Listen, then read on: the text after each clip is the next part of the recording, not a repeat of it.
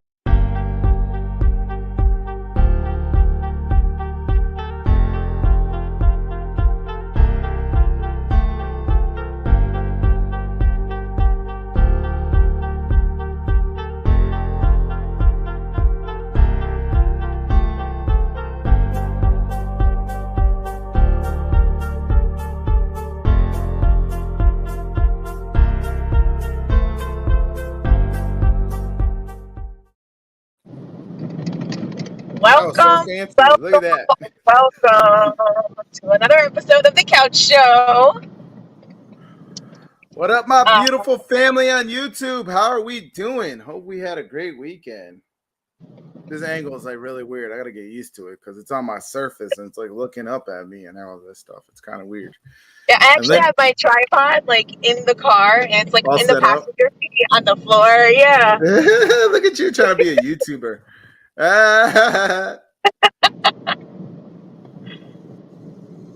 So I found a Reddit, and I was in the Reddit comments, and like I was just telling my opinion because all right, so it popped up, and it was like, oh, it had a picture of Glenn Thompson, I believe his name is. He's like some kind of policymaker. He's a politician. Okay. And the caption was like, oh, that he voted against, gay marriage, same-sex marriage. And then, 2 days later or 3 days later, he went to his gay son's wedding. Mm-hmm. And that's kind of all the context. Huh? Have you heard about it? I have not. No, I have not heard about this. So I'm going to let you take the lead on this story as I sip my tea. As I sip my morning tea. Yeah, I mean, I was reading through like the comments and stuff, and everybody's like, oh, he's like, oh yeah, like my son is covered because he's already married, and to hell with everyone else kind of thing. Everyone just giving their opinions. And I put in the comments, I was like, well, what if this is a politician who's actually doing what he's supposed to do, and he's representing the voice of his community and not his personal beliefs? Oh, yeah. Like maybe he went to his son's wedding because he is supportive of gay marriage and loving whoever you want. But the fact is, like, as a politician. Right. He's doing what the people who elected him wants. Right. So like without context, I was like, this is awful. Like, it's a witch hunt all the time. Like, people put these like crazy headlines and they want to sensationalize the news. And, with this case particularly, it's the exact opposite of what we're saying we want. Do we want politicians to represent us, or do we want politicians that are going to go there and do whatever they feel like doing? I think this was a great story, and you had a great spin, and it was a great left that I wasn't expecting, because I was ready to be like, yo, these are the people who are like good for me, but not for thee, right? So I was like, oh, the hypocrite politicians, and I probably sound like the people that were in the comments. So your take on it and your spin on it is a great spin, because you're right. We want these politicians to act on our behalf, right? So they could be like, look, I don't agree with it, but this is what the people who elected me, put me in this office to do. So that's an amazing take on it, and I like that point of view. So I'm curious, what did the comments say? Because Reddit's like horrible. I've been shadow like watching on Reddit for the longest time. It's been years now. I've never posted on that site because it's so toxic. Man, you gotta jump in there and get into the conversation. Hell no, you're gonna get banned. And watch it go crazy, like as people are like commenting. So it was actually late night last night. I really haven't had a chance to see what people have responded with. But I did put a link and I did a shout out for the show. I was like, let's talk about it live tomorrow morning. So Oh if shit. anybody's tuning in from Reddit, like jump in the comments, let us know. What's your take on it? There you go. Look at Lynn doing some work. Oh shit, she's doing some work. Hey Fuzz, welcome back to the show. Fuzz, I hope you had a good weekend. We were in your neck of the woods. Well, not really your neck of the woods. We were in Manhattan on Saturday. But yeah, good to see you back. So what else you got to say about? We were in the city over the weekend, living it up. So what else you have to say about? I mean, I'm curious. Like, what other comments was on Reddit? On Reddit? Mm-hmm. Yeah, I kind of wanted to pull it up. I had planned on being, on my laptop so I could pull it up. But let me think back. I know there was like one really long feed talking about how, like just about him being like two-faced, like does he support gay marriage? Does he not support gay marriage? Mm-hmm. And that kind of messed with me too, because you know what? Maybe he doesn't like gay marriage. Maybe he thinks gay marriage is wrong. But at the end of the day, that's his son. So what's wrong with a father going and showing support for his son, even if it's something he doesn't believe in?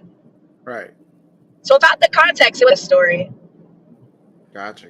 No, but like I said, your take on it is epic because once again, I was going down that path. I was like, oh, here are the hypocrites who, pass laws and then they don't enforce it. Like, for example, the gun bans where they're passing these gun laws, but all these guys got, massive security. And it's like, that's the thing that, Right. Oh, Fuzz said, Rutro, Buffy the Vampire Slayer is chasing Lynn. Because she's driving? She's trying to get away?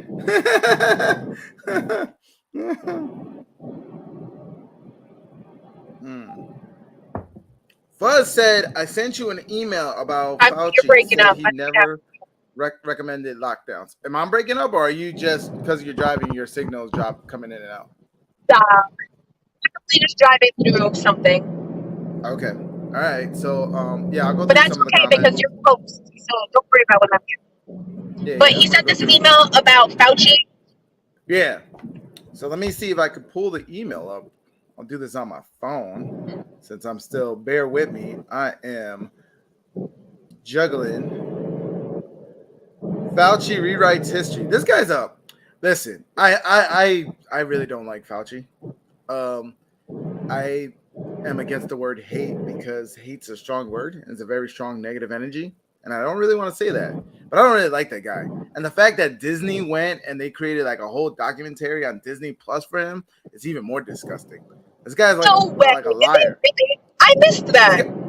This guy's been a liar since the 80s. Like he was a part of the whole. Have anything to do with family entertainment, though? I don't know, but Fauci, once again, but this is the narrative, and this is how they want to program us. Like they want us to be like a champion of this guy because, we're not supposed to question him, right? But this guy is scummy. He's always lying, and he's always going back on what he said, right? He's doing double talk, right?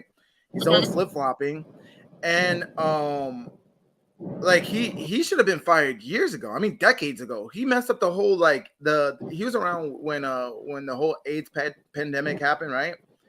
And he should have been fired then. He mishandled that, and he mishandled COVID. So now they're saying that he's saying that was it he never recommended lockdowns. He also he wanted to say he didn't recommend the mask, right? But then he went no mask, then he went mask, then he went double mask. It's like what the hell? I think now his final stance is the mask doesn't work. I'm like, come on, man. Like, and you know what's sad is that there are still people who are trying to follow these different mandates, and they're just as confused as everyone else. In California, children are still required to wear masks. Children, the little people, Yeah. And that video we saw on Thursday. They're still definitely afraid of this, this sickness, and they're still wearing masks and doubling up on their masks. Yeah, that video that we saw on Thursday of the little kids coming off the bus. Um, if the two things that you could take away from that video was one, they were all on the bus still wearing a mask, which is it's like I don't know. To me, I always felt the mask was going to do worse than anything out there because you're putting something that's restricting the way you breathe. Plus, you're breathing in, which is showing, a lot of people are starting to have lung issues because of the plastic masks. That there's like Uh-huh. plastic particles in their lungs. Which that leads me to another thing I wanted to talk about because this popped up on my news feed and I didn't swipe it. It popped up I think Sunday and I left it there. I was like, yeah, I need to talk about this because this is crazy. So I'm trying to see if I can pull it up. But they said and they got a name for it now. It's called SADS. Have you heard of SADS? I haven't. So it's saying they're said that over 5,000 cases of sudden adult death syndrome or SADS. Shut up. Like SIDS, but adults? Yep. And doctors are trying to determine why young people are suddenly dying. And I'm like, you can't correlate the two? You can't correlate the two. Like after 2 years of this crazy whatever it was, right? 2 years of it, and now young people who are healthy are running out, being active, are suddenly collapsing and dying. Like you can't understand what that's about. You can't correlate the two. You can't, or you don't want to. Of course, I'm asking. All these things are starting to happen, in mass numbers. We have to, take into consideration that we were vaccinated in mass numbers. Yep.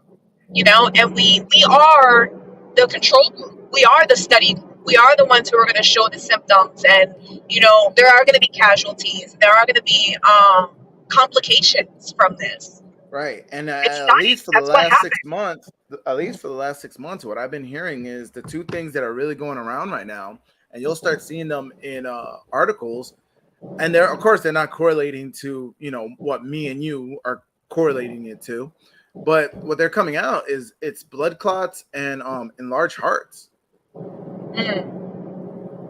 And unfortunately, there's gonna be more issues that come out. More issues that come out throughout the years that are just. It's sad because we really trusted these people and we thought they had their best interests, and it came to light they don't. So we got to have these conversations and we got to talk. We the people, we got to talk. So when something like this happens again, we got to be like, look, we don't trust you. Like, we don't trust you. We're not going to be your guinea pigs anymore. Yeah. Which, unfortunately, that's what most people were. They were scared into being a guinea pig for the government, and that's sad. That's heartbreaking. Because you trust these industries, you trust the pharmaceuticals, which I didn't trust them because first off, there was years where I heard where these companies were sued for malpractice, or they're just shady companies, right? Pfizer, there's like a lawsuit on Pfizer, and this happened way before Kofifi ever dropped. So like I was very hesitant. I was like, wait, they're rushing this, they're cutting corners. And one of the things was I just want to wait and see what's some of the side effects. But me saying that, now they're labeling me as an anti-vaxxer. They're labeling me as alt-right and all this stuff. Is just like, no, I don't want to take it. Yeah, I know. And some of the justifications I heard was, oh, you were in the military, you're an ex-Marine, you've gotten tons of vaccinations. Why not just take this one? It's like, because I don't want to. It's like, I don't know all the facts about it. Is there a problem with me saying I want to wait? Apparently there is. Yeah. Now I'm ostracized. I have to walk away from my job because we're like not allowed to be free thinkers because then everyone else looks at you and suddenly you're the problem. Yep, you're the plague. Like, how dare you think for yourself and not just trust whatever information's being given to you?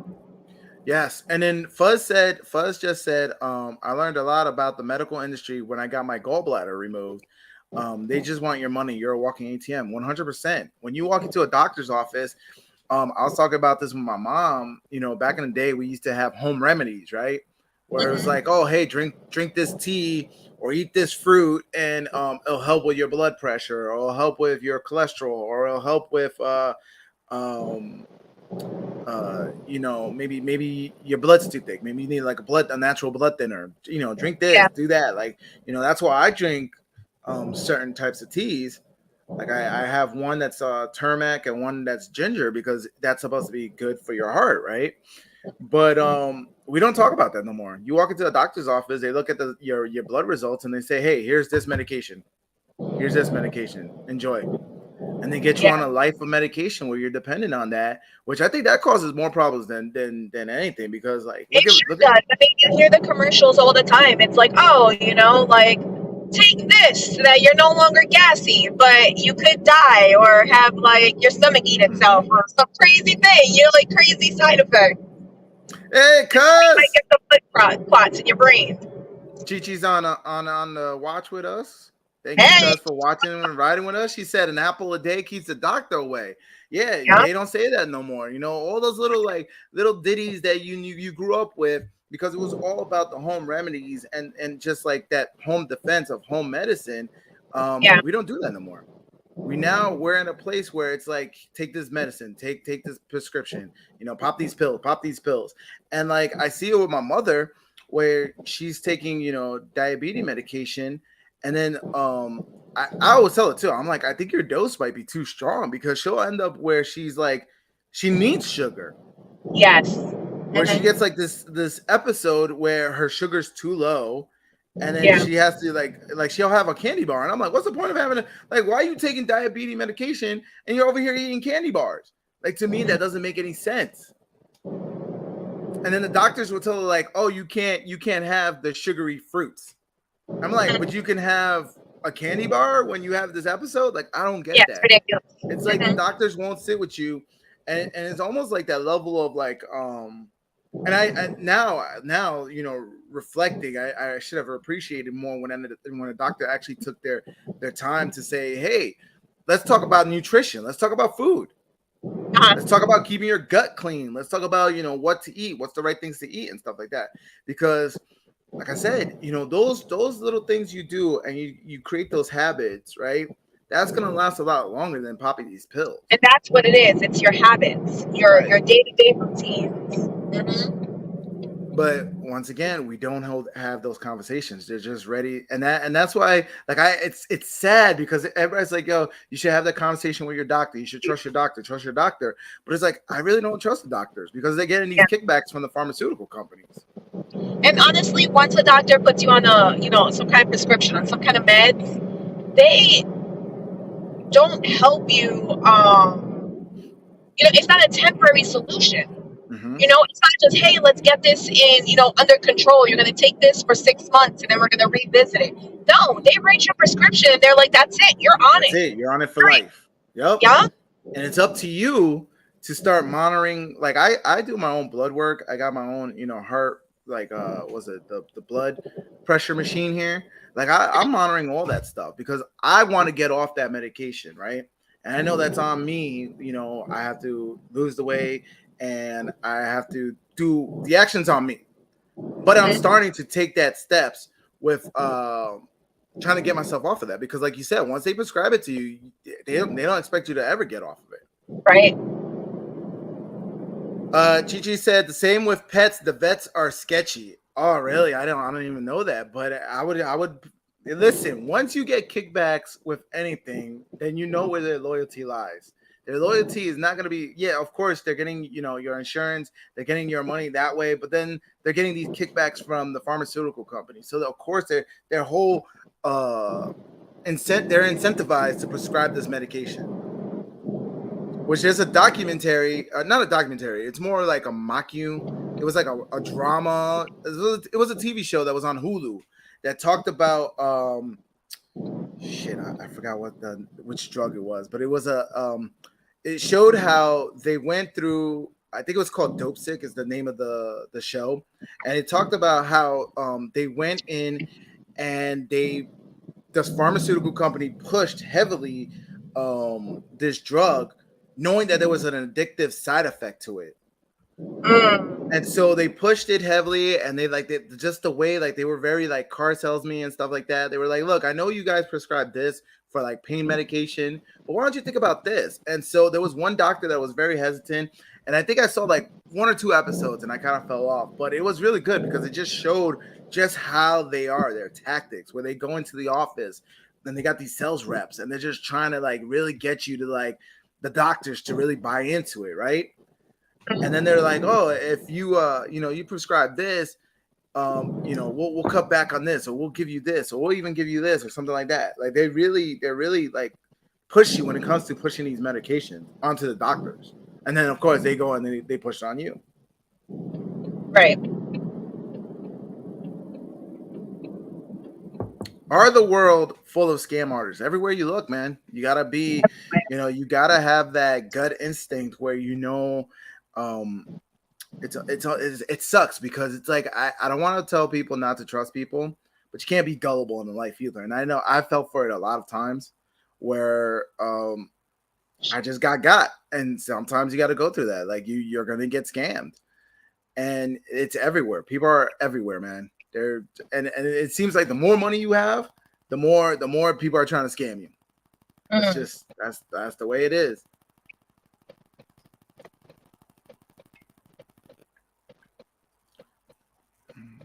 So where are you heading now, Lynn? So I'm heading to a girlfriend's house, and we're going to get our nails done.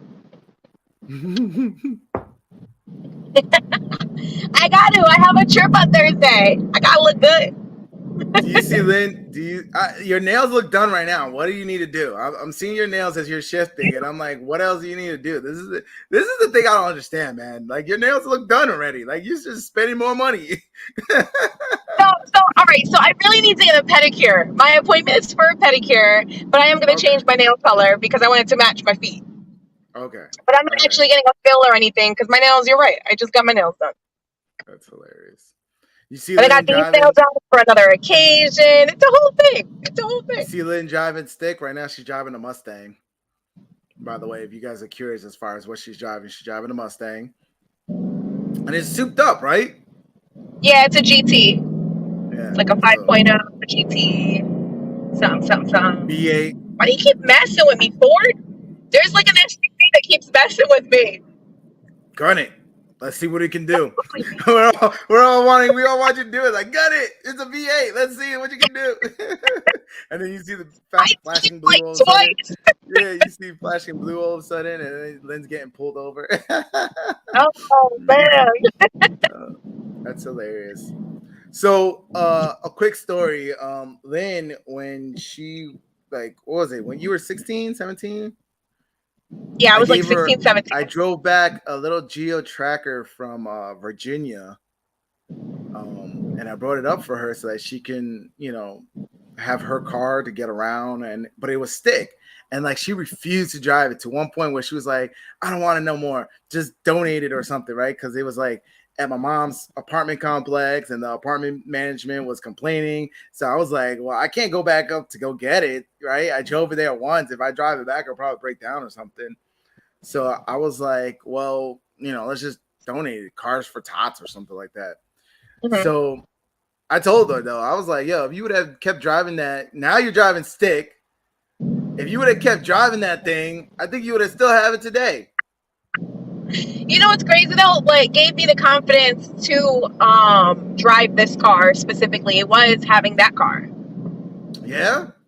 Yeah. I didn't drive it. Really I did drive it a couple times, and the one time I stalled really bad. It was really rough. I barely made it home that day. That's the growing pains of it. I've done all of that. And now it's like, yeah, I could drive stick. I got it. Gigi said the Geo Tracker was my dream car as a teen. Yeah, no, this one was nice. It was black on the exterior, and it had like black and pink seats in the inside because it was my she's my ex now, but at the time it was my girl's. And when she got her new job, she ended up getting like the car she wanted. So I was like, perfect. Let's take this, little Geo Tracker. I'll drive it back, and Lynn could drive it. And no, Lynn didn't want to. Lynn refused. And now it's funny. Fast forward, now she's driving stick. But man, that thing I felt like it was built like a tank. Like it was like we did little fixes here and there. Of course, it was an older car, but it felt like it can go. And funny, that was the car I learned how to drive stick on. So like she drove it from New York down to Virginia when she moved in with me. And I really wanted, like at the time, I was all into the whole Fast and the Furious, right? Fast cars and shit like that. And I wanted the Dodge SRT4, but it only came in stick. So when I bought the car, I bought it and I didn't know how to drive stick. And my girlfriend at the time, she was driving it. So she was driving it to work and I was driving her little Geo Tracker so I can get used to driving stick, right?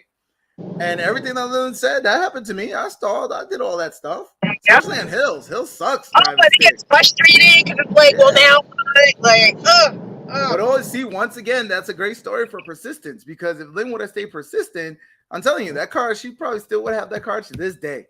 Fix it up. It was like a little version of a Jeep. Cute. It was really cute. It was like a small Jeep Wrangler. Yeah, you could take the roof down and everything, and it was great in the summer. Yeah, it had like the back all zipped up and stuff. Yeah, it was 4-wheel drive, so you could go through snow. It was just a great little like car. Smaller version of a Jeep. And you know what? I appreciate it much more now than I did when I had it. But I appreciate that experience. Also, the moral of the story is Lynn spoiled, by the way. For her to be like, I don't want this car, get me something else. And sure enough, her big brother got her something else. What was the next car you got? My little hot rod. I got a little cherry red convertible. My Chevy Cavalier. Chevy Cavalier. That thing was falling apart. Man, I drove that thing into the ground. Did you say that at one point the convertible wouldn't go back up? No, my back window, it was a soft top. My back window started separating from the actual like cover, and there was a huge hole. But when it would rain, the water would get in. It was awful. Oh shit! So what'd you do? You like taped it up? You just used duct tape? I tried gluing it. I tried buying different glues, and then ultimately I got rid of the car. I mean, that started happening around the same time that I started having like electrical issues, where like I would turn the car off, take out the key and everything would still be on. Oh shit! Yeah, I had to start unscrewing my battery. I thought you said, would it die? It was bad. It was bad. You actually had to go and disconnect your battery from your car. So that was like imagine somebody trying to steal Lynn's car and they're like, "What the hell? This thing is not starting." It's like the battery's just disconnected. That's hilarious. Yeah, I loved that car though. You couldn't tell me nothing. I got it and it had like 130,000 miles on it. Lynn's car was always at 12 o'clock because the clocks were resetting. Oh, that's hilarious. That was back when there were CDs, so I had like the visor case, the CD case up in the visor where you just pull out the different discs and pop them in. Did you put a radio in? I did put a radio in that car, yeah. You know what's funny is like that was like the it thing to do. That car too. That was the it thing to do with your cars when you first got it was to like change the whole head unit. And now I don't see that no more. I feel like that's another thing that died with the advancement of technology. It's like the whole, has big touch screens and stuff. It's just no longer the same interchangeability. Right. Yeah, like the newer cars, they're coming with plus a lot of the newer cars that come with Apple Play and CarPlay, so most people want to interact with their phones in their car. So even the doofy little head unit, most people are okay with that. Yeah. That's crazy. So Lynn, what's now you got me talking about cars because I see you driving and I'm just getting the itch. I love cars. What would be your dream car? My dream car. I really want a Lotus. A Lotus, that little tiny little thing. Lotus. Like that's what I want. Thing. Something cute. I want to I want to pimp my ride too. Maybe do something on the inside where I change out like the roof material so that's the color of my accent. Yeah, the Lotus Elise is nice. Yeah. It's funny. You could tell like I'm much older now. like I'm looking for something practical. I'm like, some kind of electric truck would be nice for me. Yeah. No, I think my next car, honestly, it really depends on how this year goes for me. Let's see how I finish out this year because I do lease my cars and I have, I think, 8 more months in my current Jeep. So my goal is to be in a Tesla next. Oh, okay. Let's Are you see. gonna get, if you do get a Tesla, are you gonna put the charger? You're gonna have the charger installed Heck yeah. outside, like the Yeah. fast charger? Which that's another thing. That's very misleading. People are like, oh, you could charge within 30 minutes. That's not so true. It all depends on the charger. Mm-hmm. Because I was reading an article where somebody was taking a road trip with a Tesla. Excuse Mm-hmm. me. And they were going, it was about 1,000, maybe 2,000 miles that they were going. So they were planning accordingly. And they were like, oh, like they found little stations along the way because they were like, they would stop for a bite to eat and then let it charge. But what they discovered was even after an hour being in the restaurant and eating and then coming out, that the car was only charged for like maybe 20% because the charger that was there was like an old gen charger. Mm. So it's like you need like the newer chargers that can do fast charging. Yeah. If you don't have the fast charging block, it's Yep. not charging fast. Yep. You need a fast charger. And so even when you go to like you stop for so think about like range anxiety, because that's one of the biggest hesitations when it comes to electric cars, that people don't buy it because they get that whole range anxiety because they're like, hey, those chargers are not around me, how am I going to charge up when I'm on the road? And so now add that, right? Plus the fact that you go and you find a charger and it's a slow charger, it's not a fast charger. So now you're sitting there maybe an hour, 2 hours to get, maybe a 50% charge. So electric cars is not all that they cracked up to be. And I don't really know why they're pushing that so hard. Yeah. Like, don't get me wrong, they're dope and I'm considering one, but they're I don't not. see the point of like somebody, I shouldn't say I don't see the point of it, but I don't see somebody using an electric car for, going cross country. Mm-hmm. I feel like people who are getting electric cars, they're the ones who are driving back and forth their same commute every day, week after week. They know where their charging locations are. To me, electric cars make sense and where they're needed the most, which is in an urban area, because the urban areas, that's what's causing the most population. So yeah, there should be more mandates for electric cars in those areas, because then, it would help alleviate the population in those areas. But somebody like in the outskirts, like me, look at where I'm living, like here out in the woods. I'll be so paranoid, like, oh my God. You want to be driving a diesel truck out there. Can you imagine, like, I was out and about, and then I come home and I charge, and then like there's a storm that comes through, and now power goes out, and I'm like, oh my God, I have no charge. There's no outlets near me. Buzz said, my dream car is a souped up 400K Mercedes-Benz RV. You know what? I'm all for that. That sounds great. That's something that you not only it's your home, it's also your car. RV? Yeah, you ever seen those the Mercedes vans? Yeah, that people like they turn them into like tiny camper vans. Yeah. Yeah. Well, let me take it one step further. The Mercedes vans over in Europe are like Ford vans here. You know how we have like cargo vans and you see Fords and Chevy vans everywhere, and they use it for like shipping and all that. That's how those Mercedes are over there. So it's funny, like you'll go over there and like buses are Mercedes.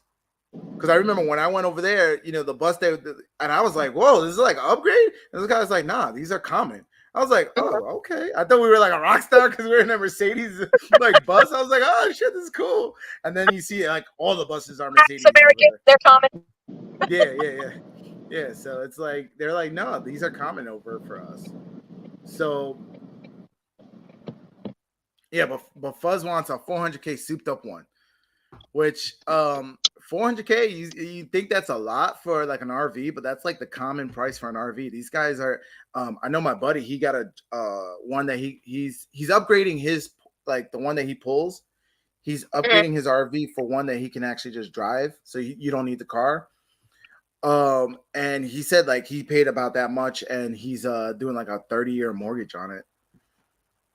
So I'm like, I'm at that point. Why not just have your house and your car be one thing? Like, why not combine your costs and then go Right. see, go around the world or go around the U.S. and just see everything? Like, I don't understand. Like, that's too much, man. You pay $400K for an RV and $400K for a house. That's crazy. I mean, if you got it like that, why not? Because that's still bad money management. Like, we should start teaching people to, work their money better. Make their money work for them. Yeah. You said a few episodes earlier, like you could live off. What did you say? You could live off $2,000 if you don't have much expenses, right? Yep.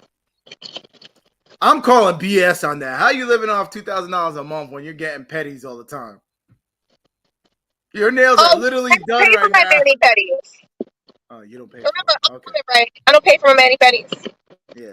So what Lynn's saying is you could live off of $2,000 as long as you have a sugar daddy. Let's just clarify that. There's an asterisk by what her comment a few episodes earlier was. The little hash, not the hashtag, yeah, the little asterisks.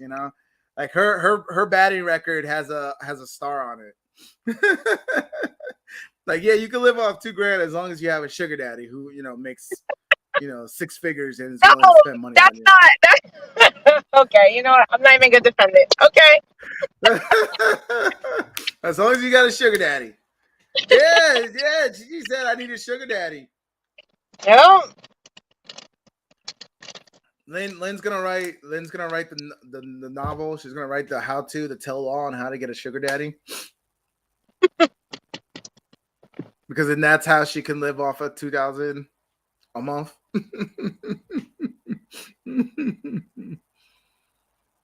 So yeah, she's trying to get you to think that her expenses is way low, but like her expenses is like around $10,000 or something like that. No, my expenses are really low.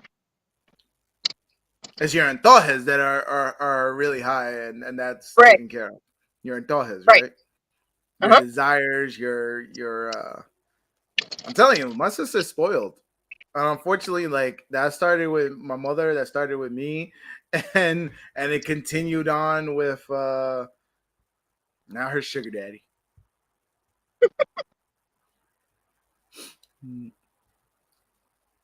It's funny because our cousin's like, I need a sugar daddy. I'm like, do you really need a sugar daddy now?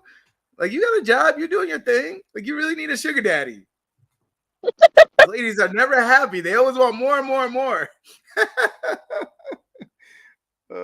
And this is why they say, like, oh, we can't live off of one income. Like, families can't live off of one income. It's like, well, it's like you guys want so much. Chill with your wants.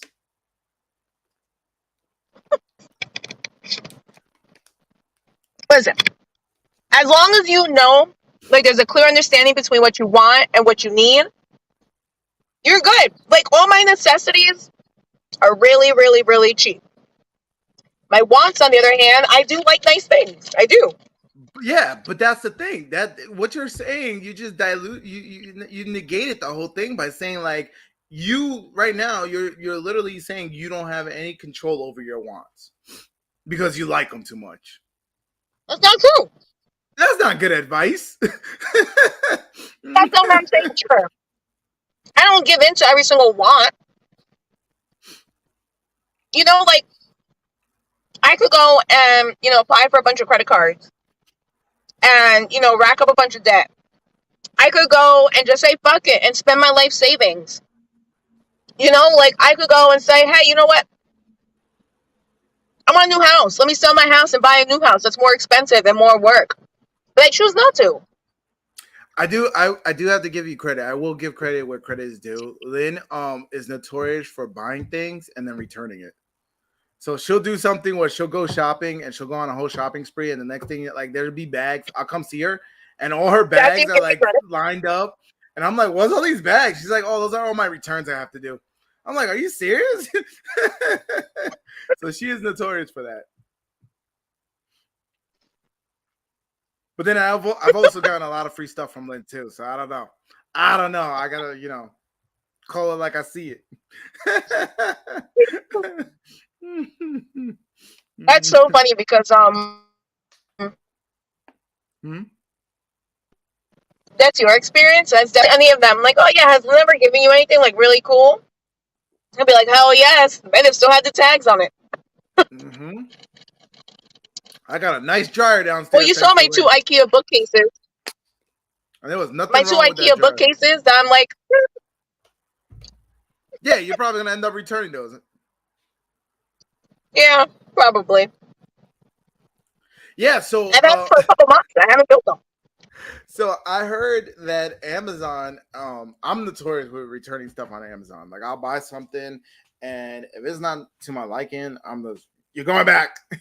And like I heard that if you're like a habitual offender, Amazon will notify you. And I was like, really? Like I read this article and I told Lynn about it, and she's like, oh yeah, they do. I got an email.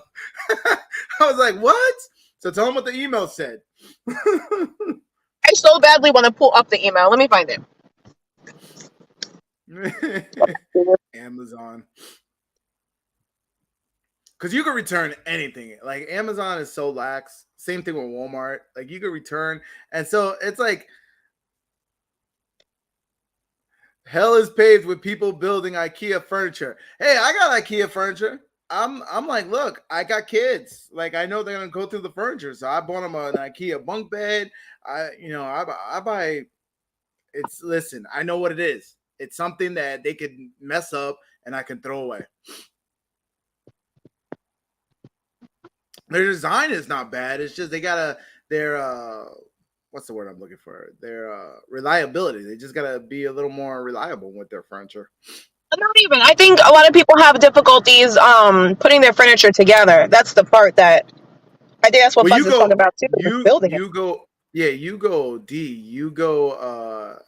You actually put glue in your furniture as you're building it. Yeah. Like that's that. I enjoy building IKEA stuff. It's exciting. I get something from IKEA, open up the box, there's a billion pieces, and then you build it. It's like Legos, you know? Not me. I'm like, I wanted this desk and I gotta put it together. This is bullshit. Oh, I love it. I love the building process.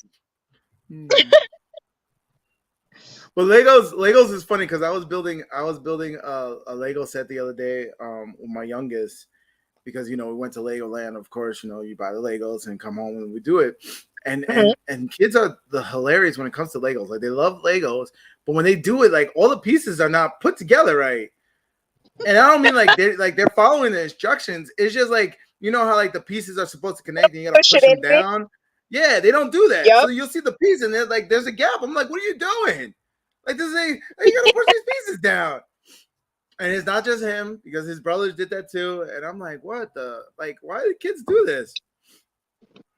It's like they're rushing through it. They want to build it. So imagine that, and now it's like adults with IKEA furniture doing the same exact thing. Like, why is the table all crooked? Yeah, that's probably it. Lynn is going through it. She's taking her time. She's actually gluing each piece. She's using better screws. Like, have you done that? Have you gone to like Home Depot and got better screws for your IKEA furniture? I haven't, but I do have like a screwdriver with like interchangeable pieces, and I always have the right size for the IKEA stuff, and so I use power tools for my IKEA building projects. Gotcha. Mm-hmm. Yeah, building it. Yeah, I agree, Fuzz. Building it sucks. I'd rather just have it like ready built for me and all done. No, building it is part of the process. And I always listen, when I was building that desk, I always had to undo something because I did it backwards. Mm-hmm. I'm like, this, man. And it's getting worse because like some of the instructions are just horrible. Like you gotta kind of like wing it at times. I think I already got one screw that's like loose or something. I'm like, oh shit, I gotta go tighten that one down. That's hilarious. So Lynn, like saying it for my girlfriend's house. It's not coming out. I can't call her. Is she gonna be on the stream too? Are we gonna get to meet new people, new cast? Oh, we got a new cast member.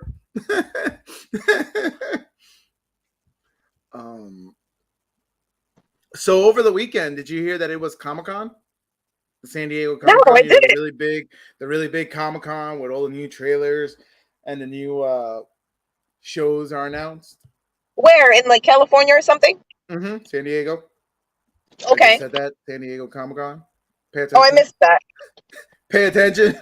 I missed that. I thought you said really big Comic Con. Well, it is. It's the bigger one. Other than that, the next big one is the New York Comic Con, but even that's kind of like the little brother when it comes to Comic Cons. That's what I've heard. Have you been to the one in California?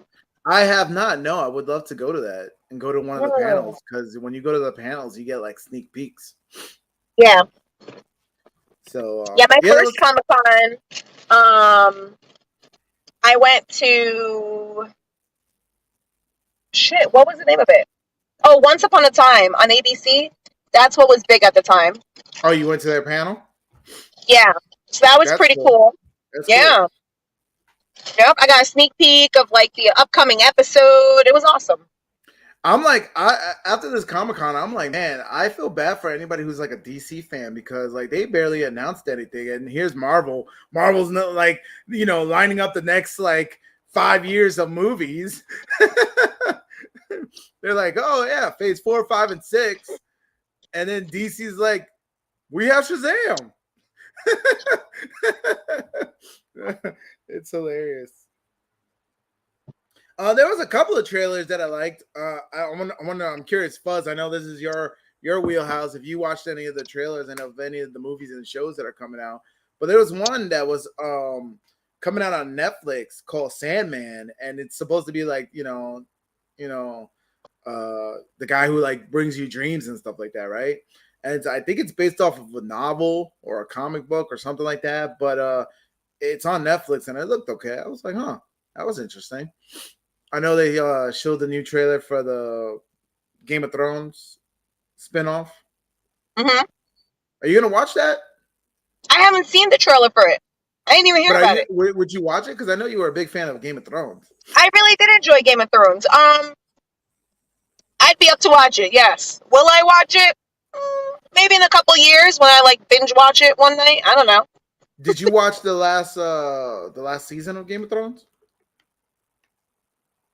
I was a big Game of Thrones fan, and I would like to watch this. However, I would probably wait a year or two until it's all like on like Hulu and I could just binge watch it.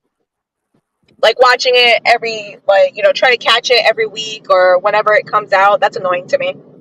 So you want the season? So you're gonna be a little hesitant. You're gonna wait till the season drops and then watch and then binge watch the whole thing. Yeah. I think I'm probably going to be the same way, and that's the reason why. And the reason why I'm like that is because I'm still a little bitter about how the last show ended. That last season was like really, really doofy. I was not happy with the last. I feel like there was that last season that we got. It just felt kind of like rushed. Yeah, that last. Well, it was rushed. So let me take you behind the scenes. So the two. Oh, I think we lost the link. So, there you are. I thought we lost you, but you came back. Mm-hmm. I'm trying to look at that sign that's behind you. What does that say? Shooters? Smoothies? Smoothies? Oh man, I got bad eyes. I thought it was a bar. I was like, holy shit, you gotta take some shots. But you're right. It was rushed because the two guys, the two writers, the head writers, right? They ended up getting like a nice deal. I think it was like a Star Wars deal that was announced, and then so they rushed Game of Thrones because they wanted to get out of that whole show, and they were like jumping on board. But then when the show dropped, it was just horrible, and I guess it was a backlash. So now they're kind of like been blacklisted. So all the deals that they had, I think they had like a Netflix deal, they had a Disney deal, they kind of went sideways because everybody was just so. When you try to grow too fast, man. But it's also sabotaging your work. Like that's a great example of like always have love for your work, no matter even if you're getting the bills paid and you want to go on to your next project. Make sure you close it with a bang. Have love for your project.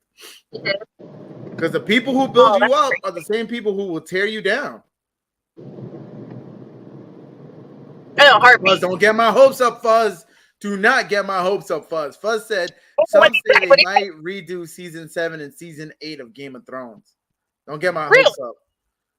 Because first off, you got to see if the cast want to do it. You know, like the cast might be moving on and be like, no. Some of the cast members are getting older, right? So to play the same roles, I don't know. I don't know if they would redo it.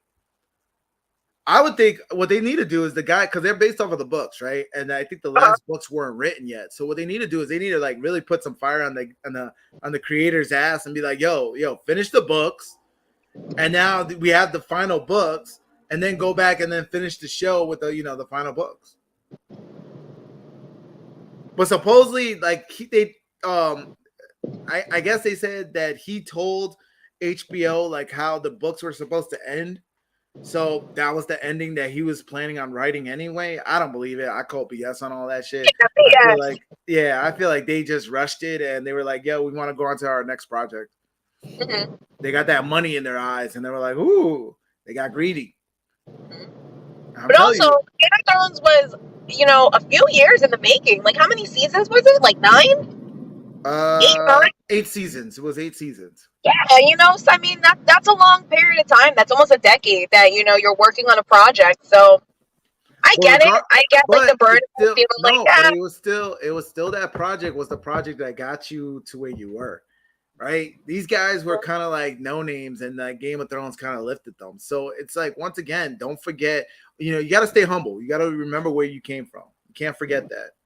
And like they got, that same story of like Icarus, right? Like they flew too close to the sun, and then his wings got clipped or it got burned, and now it comes crashing down, and that's what happened to them. They thought they got so oh Netflix, oh Disney, oh they want us, but you couldn't even deliver a solid ending. And they saw that. And that's why now you're getting sidelined. I have a hard time finishing projects. Like, I usually start projects so excited, just like lots of energy, like just determined, like this is my, my vision. I'm gonna make it, reality. And then somewhere along the way, I'm just like, you lose this is taking motivation. longer than I anticipated. I'm getting kind of tired of this. Right. I think that's because you're not seeing a reward along the way. I think you need to break up your projects so you can feel that reward along the way. And then as you feel the reward, then you're like, all right, let me do the sequel to this. Let me keep going. Oh, Fuzz followed up. I missed that one. He said some say they might animate season 7 and season 8 of Game of Thrones or recast everyone. I don't know if it would have the same magic. I don't know. You would have to if they bring on the same writers, I'm done. I'm not watching it. If they bring on new writers and they're like, look, we're gonna work closely with the creator, and we acknowledge that we messed up and we want to do it again, maybe. I don't know. We'll see. Because then again, HBO, they're just like all the other companies. They're going woke. So I don't know. That's another reason why I'm hesitant. That's like the Lord of the Rings, the new trailer for the TV show. It's getting downvotes on YouTube because here's a beloved book, right? It's a beloved creation, and people are just not liking that they're going woke with it. They're not following the source material, and this is another thing that I don't understand. It's like, look, if you want woke characters, right? Why not create your own characters? Why do you have to butcher the ones that were already created? Why do you have to go to the source materials and then change them up? I agree. It's like there's with the new X-Men that's now that Marvel has X-Men, right? They're talking about recasting, and they were saying that they were gonna have what's his name? Juan Carlos Esposito as Professor Xavier. Right, and I know Professor Xavier as a bald white dude, right? And they're saying like they're gonna recast, and I'm like, why do you do that? Why do you have to butcher known characters? Yeah, why are they even remaking it? Just make a new movie. Make a new line of superheroes. Make a new, brand new. Let's Yeah, not do that. yeah, like just create a new character. Yeah. And if it's a character that panders to wokeism, create that character. But you know what? The Oh, reason don't do why they that. don't do that is because when they do, it fails. Yeah. Because all these people who are like, oh, woke activists, they don't read this shit. They don't. They don't get into any of this stuff. They want to ruin the stuff you like, but they don't create new stuff, and they don't like the new stuff when it is created for them. They don't like it. It's like they get it's almost like they're bullies. Like they get a kick off of ruining the stuff you like. Mm-hmm. And say, oh, well, at least it was inclusive. Like nobody, like example, the new Ghostbusters, right? It was all female cast, right? Why didn't nobody saw that? Why didn't all these woke people came out and applauded and watch it and support it? Because they don't support this stuff. The ones who support, the ones who go and puts their dollars, who go sees a movie 2, 3, 4 times, are the people who are passionate about it. Those are the fans. Those are the people who like the source material, and those are the people who don't listen. They want good characters. They don't want all this woke crap. They want a good story and they want good characters. And those are the people who will support with their money, and they're the ones who are getting drowned out. Fuzz said, Power of the Ring casted people that look like Don Lemon and Eminem. Yeah, I saw that. I saw the memes going around that they were like, "Why is Eminem in back in Lord of the Rings times?" Yeah, it's unfortunately, I feel bad for the people. See, I saw the Lord of the Rings movies, but I never read any of the books. So this show is gonna be, I think it's gonna be a prequel to the Lord of the Rings. And like there was a lot of people that was really excited about it because they grew up with those books. And from what I saw from the trailers, they're not happy. They are not happy. They're getting every trailer they put out keeps getting downvoted. So I have a feeling you're gonna hear it's gonna be a bust. And the crazy thing about it is the budget for that show. I think it's like almost $1 billion. Oh wow! For Lord of the Rings. Mm-hmm.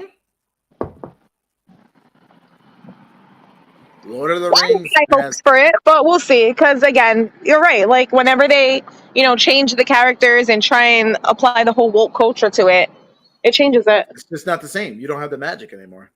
Yeah, you're losing the message now because your message is something else. So it's sad because hello. If Amazon thought that there was enough people, like there was enough following. Yeah, Fuzz is right. Amazon 1 billion losses a tax write-off. Yeah, because Amazon Video is one of the worst. They could put a lot of this woke content out there because they do hide behind the umbrella that is big corporate Amazon. So when that's the color you're going with? I don't know, maybe. I'm thinking orange today, but that one's not even orange. It's pink. I think you should go with like a teal, like an a island teal? color. Because aren't you going on an island vacation? What? I said that. I was going to go with a color that'll match the water. Yeah, island colors. Teal.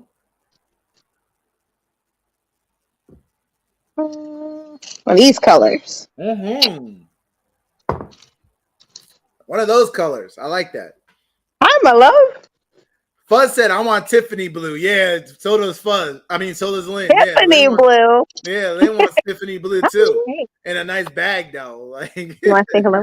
We're loud. Hey, YouTube. Hi. Really? You're on right now? Yeah. Hey. I know that face. You guys. It's me. How are you? I'm good. You want to serenade us with a song?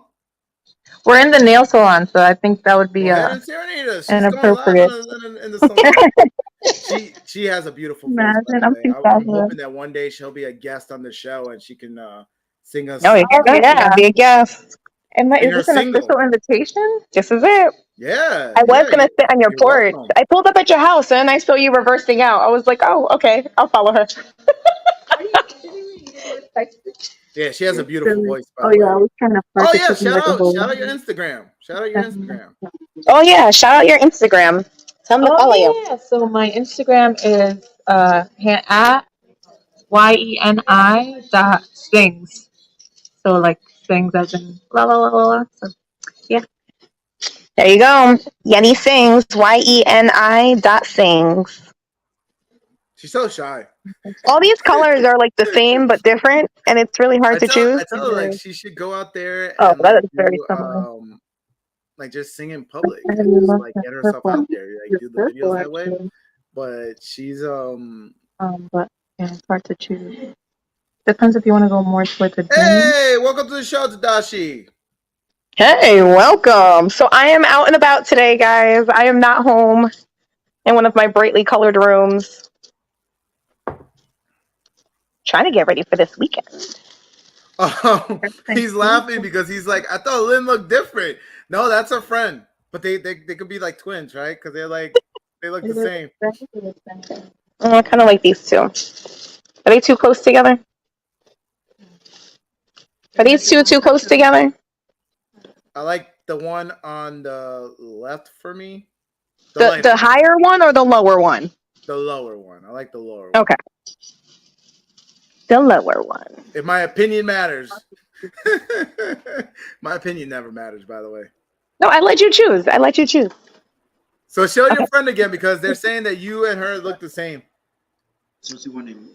She'll have a mani-pedi. Yeah, just regular gel. No gel, just Regular color. Mhm. Okay. So I start with that first. Okay. Yeah. I shall have a seat. When you take your seat, reintroduce the show because we're at the top of the hour. Wait, what'd you say? I said reintroduce the show because we're at the top of the hour. Oh, I'm gonna do our entire intro. Yes. All right, guys. Stand by for our channel trailer.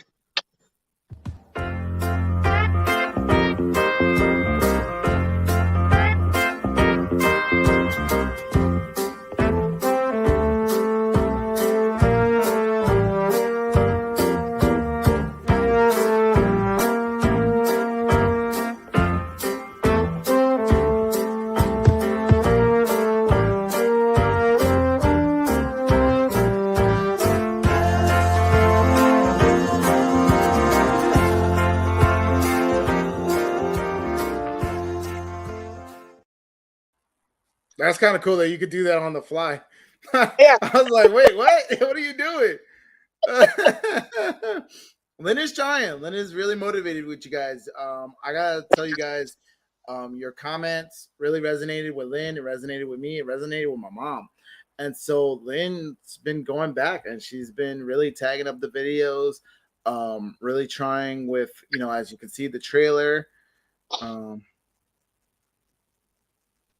Imagine Lynn gets little fishes to eat the dead skin off her feet. She would love that. Lynn is that spoiled. Like a city salon. Yeah, she would so want that. She would so want that. Jenny, do you want the little fish to like eat the stuff off your feet? When you put your feet in the tank and the little fish come and I don't think they do that here. I'm just saying. No, I'm saying like in general. That's a thing, yeah. She said she's coming with me. Tadashi said, let's play Truth and Dare. To Lynn or Let's Lynn's play friend? Truth or I think they like Dare. her friend, by the way. Truth, Dare, Double Dare, Promise, or Repeat. Truth? Wait, what? Yo, you went OD'd with it. Wait, what? Yeah. Truth? Hello. Dare. I said Truth, Dare, Double Dare, Promise, or Repeat. So what do you do for a promise? Promise me that, I don't know, promise me something. I would tell you a promise. Are you choosing promise? No, I'm asking what you would do for a promise. Promise me,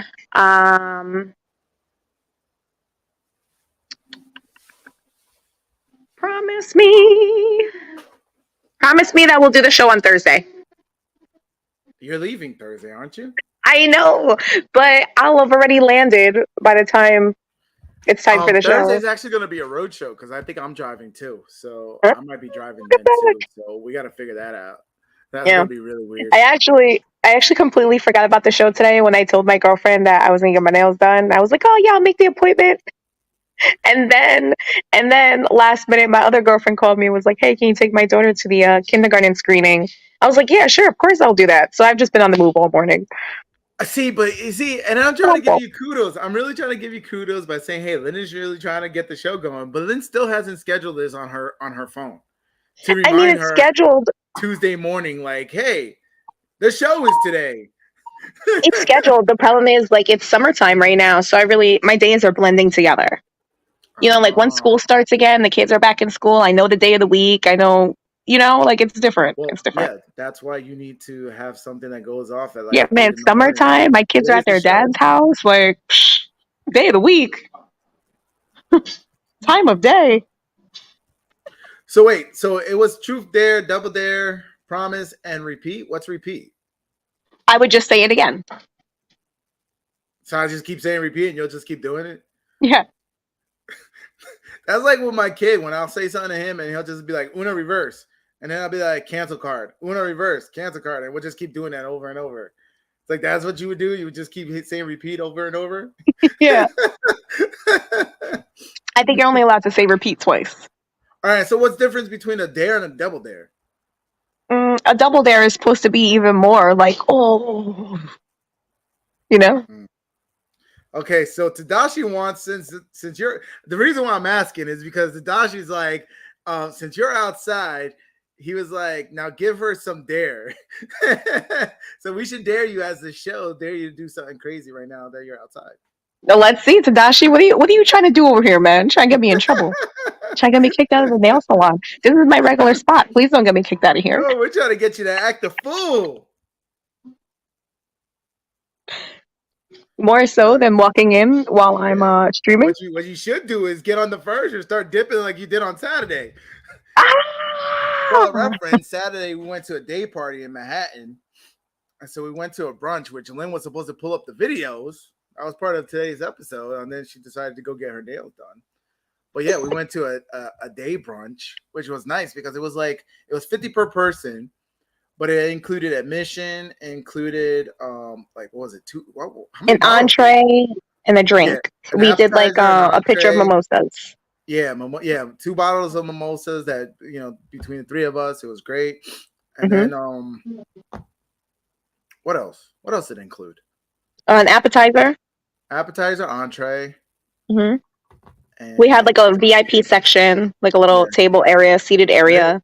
Lynn got some videos, so hopefully we'll show you guys those videos one of these days. I don't know when she's going to show it because she's traveling on Thursday. So we had an epic weekend. I had an epic weekend. It was so I also went to the Chris Brown and Kevin Hart comedy show this weekend. Mm-hmm. I went to the Backstreet Boys concert this weekend. Oh yeah, that's right. We were singing Backstreet Boys on the way back. We were like, "Yo, can you remember the words?" Yeah. Like, where were you? I'll tell you what. Your first Backstreet Boys that is the loudest concert I've ever been to. Well, yeah, they're all like 40s and 50s now. They want to feel like they're young. Everyone was screaming. I was screaming like a little girl. Like I felt like a little girl again. Like I was definitely 12 years old again. All obsessed, so like just screaming. Some chick threw her bra up on stage. It was pink and black. I saw it. And I had great seats too. I believe it. They're like AJ like jumped off the stage, like ran up the aisle right past me. I'm like,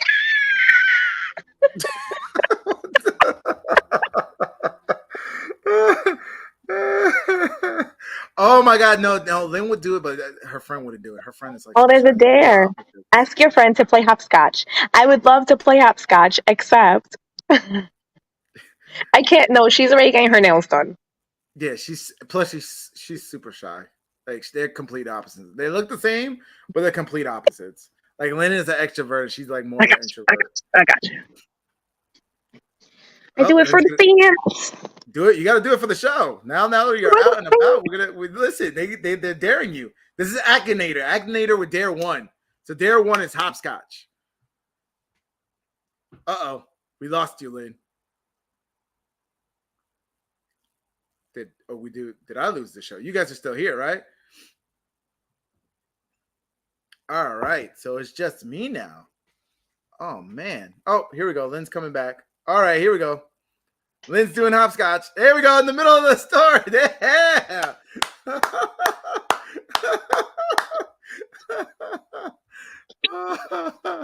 See, Lynn will do whatever you guys like. Any dares you guys, Lynn will do it because that's how she is. She's just an extrovert. like when we went to the brunch, I mean, she was making friends everywhere. Right, Lynn? You were making friends?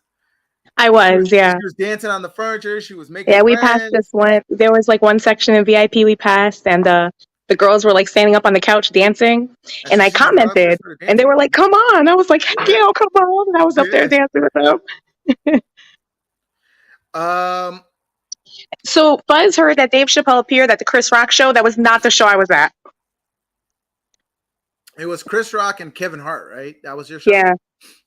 Yeah, and it was an awesome show, man. It's my second time seeing Kevin Hart live. He never disappoints. Like the whole time, my cheeks are hurting. I'm laughing so hard. I'm crying while I'm laughing. He's a great, You said that great performer. You said they both went in on Friday? the whole cancel culture, right? Yeah, so they both were speaking against it. They were both like, like it's hard right now. They have to be careful what they say. Like people are taking things too seriously. It's affecting, the industry. That's their livelihood. that's their genre. That's their livelihood for them. And this is Kevin Hart and Chris Rock. Chris Rock. Two established comedians. Like Chris Rock's been doing this for like what, 20, 30 years? Or forever.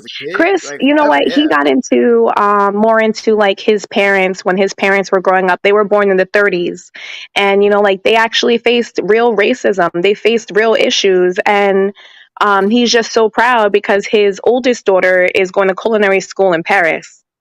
So he's flying his mom out to Paris to have like tea and crumpets with her, So it's just a huge change. Just, two generations down.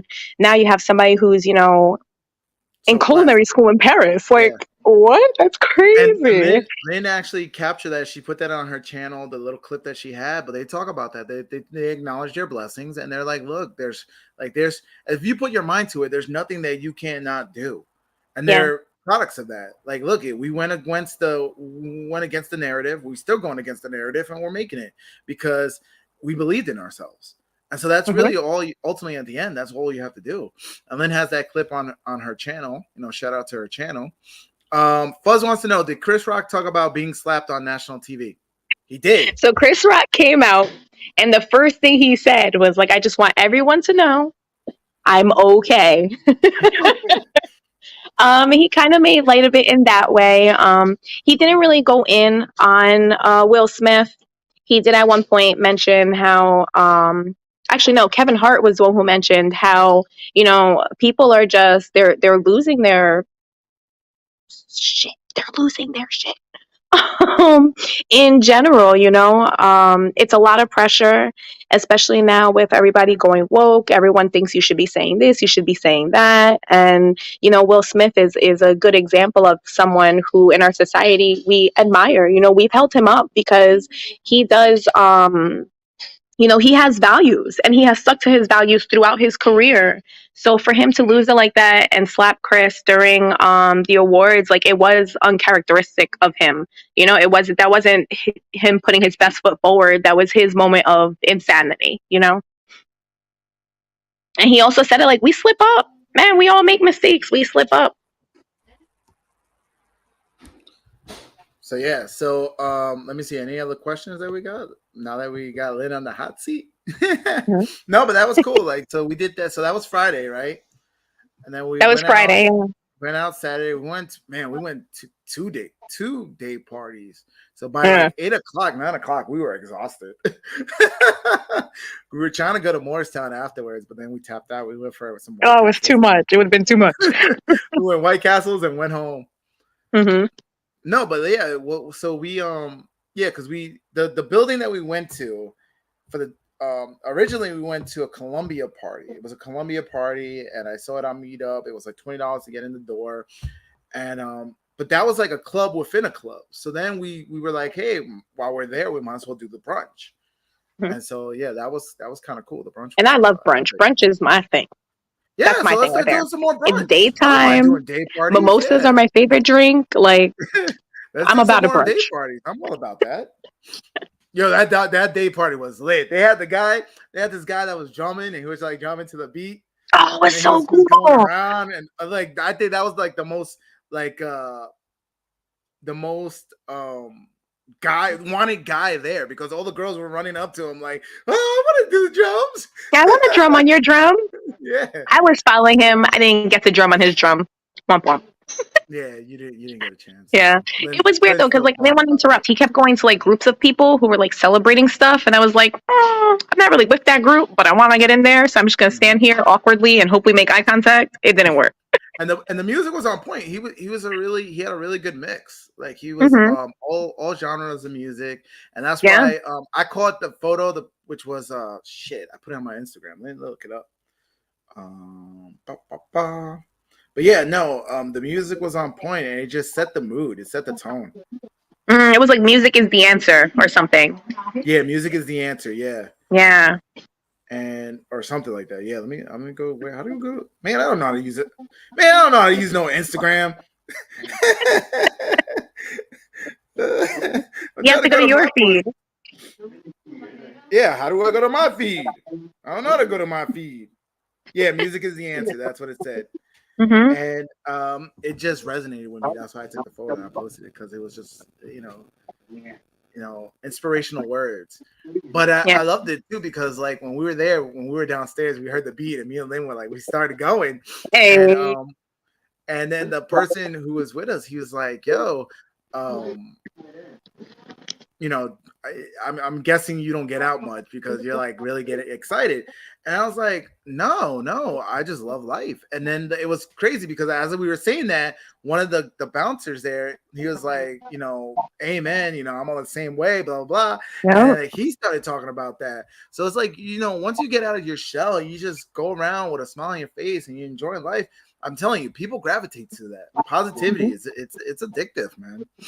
And you find that so many people, have similar, beliefs, similar feelings that you do. Yep. Huh? Who is the guy in the thumbnail? What thumbnail?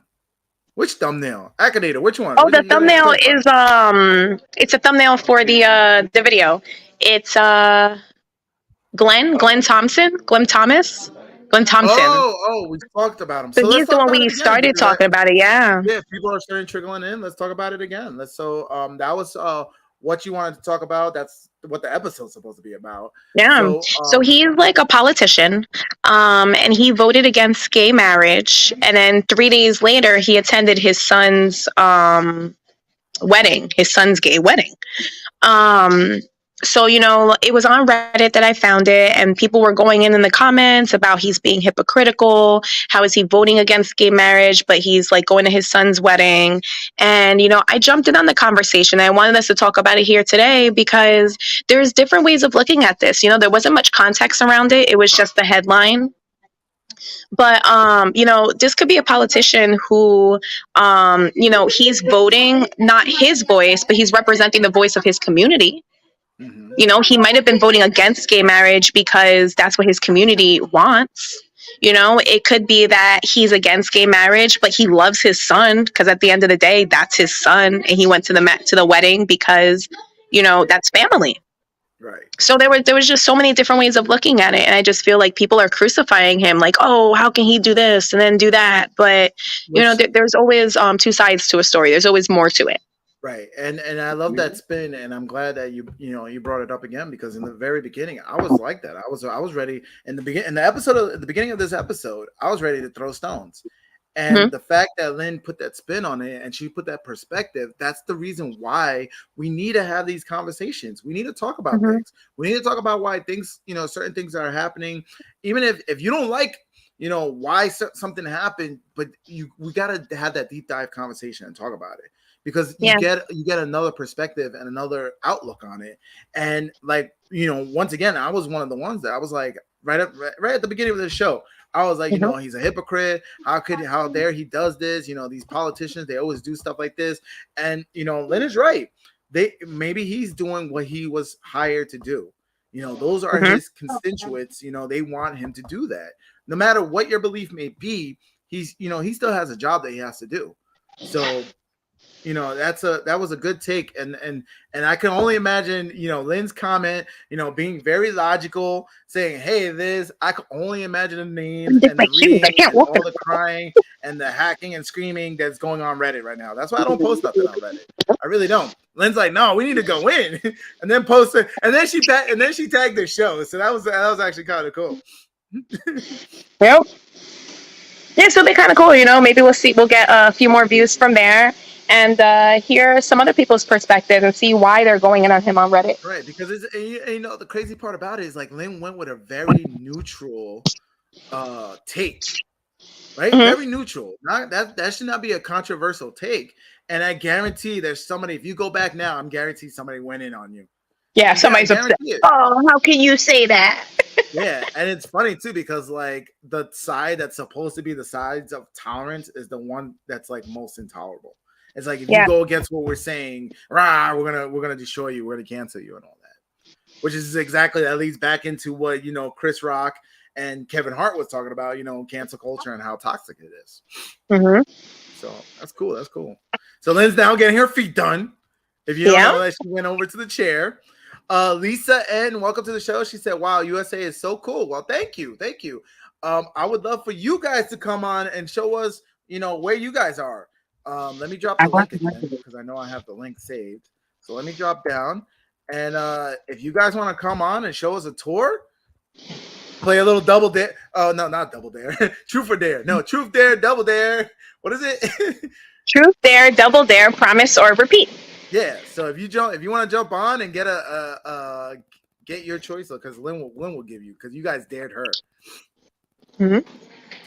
Tadashi said freedom of speech is a joke now. I don't want to believe that, man. I really do believe that the founding fathers, you know, really tapped into something, you know, with the Constitution and the creation of America. And I don't want to believe. I don't want to be that like pessimistic and have that negative outlook to believe that it's done. I think we just gotta, us the people, we gotta take it back.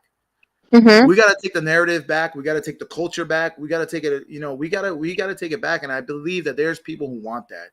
It's the reason why you guys are tuning in with us. It's the reason why, you know, I keep saying, you know, the Ripperverse, you know, he put out his comics. He made, you know, $3.2 million by putting out his comics. Mind you, he started it all with $200K out of his money. So he's already $3 million in profit. So it's lucrative. It's doable. I think it's just, we got to fight that culture. We got to start creating, and we got to change the narrative, and we got to be positive about it. We can't be negative, because negative is how they do it. They do it with cancel culture, and we can't do that. We got to embrace that cancel culture is crazy. Like, come on. It's everywhere. I like the way you put it, right? When you say, like when the cancel culture is just bullying, because at the end of the day, it's a group of people, you know, you guys are all attacking one individual, saying, oh, you know, like, you're such an idiot. Why would you say that? Why would you think this? Why would you believe this? When you know, we are supposed to have freedom of speech. We're supposed to have, you know, our right to think whatever it is that we want to think and have our own beliefs. And it's really sad too, because having that freedom, we should still instill values and morals into our, you know, the younger generations. And that's where we're failing. We're not. We're just like, hey, you can do and say whatever you want and just be idiots. Let's not do that. No, thank you. I'll throw it even one step further. I'll stand by freedom of speech to say, like, look, you have the right to be a racist. It's just that when you act on that, when you hurt somebody because of your racism, yeah, okay, that could be a hate crime, and now you pay the penalty. But that should be how it is with anything you do, right? If you hurt anybody, right, you put hands on anybody, that should be, you should pay the price, right? But the fact that now they're like, oh, you can't even be a racist, it's like, yo, if that's their prerogative. I love everybody. I don't know, I can never be like that. But if somebody wants to be like that, who am I to say like they can't be like that? I gotta love that person too. Like, even if they hate me, even if they're racist against me, they don't like me for whatever, it's like, I gotta still love that person. Right. Because that makes, and you have to respect that person, you know, just because they're saying something that you don't like, or they're, you know, looking at you a way that you don't like, that doesn't give you the right to, you know, become violent, become aggressive, you know, like, you don't even have to say anything to them, because whatever opinion they have in their mind about you, isn't even any of your business. Right. And that's another thing. Like a lot of these people got fragile egos. So the second somebody can say something about their appearance or who they are, it's like, why do you even let that, like, why don't you just brush that off? Because you know who you are. It's like once you know who you are, racism just kind of whatever. I don't even see racism no more. Like even if somebody's like being racist to me, I don't see that shit. Okay, so I'm laughing about the comments. Tadachi's going in. Yeah, he said, "Ask the girl next to you, can you fish in their tank and take this fish to cook?" There's no fish in the tank. Ray was just talking crap. No, That's not me. a thing here. That's not a thing here. You said you want to go there, and your girlfriend was like, "Yeah, she'll go with you." Take it out and fry it. Yeah, can I fish in your foot tank there? All right, so you guys keep doing dares. Listen, it's truth, dare, double dares, promise or repeat. So let's hit her up with something like let's hit her with a truth. Ask her for a truth. Oh, geez. Yeah, suddenly I don't speak English. Where's your friend again? Would she do a truth? She's getting her toes done. With a truth, would she do a truth?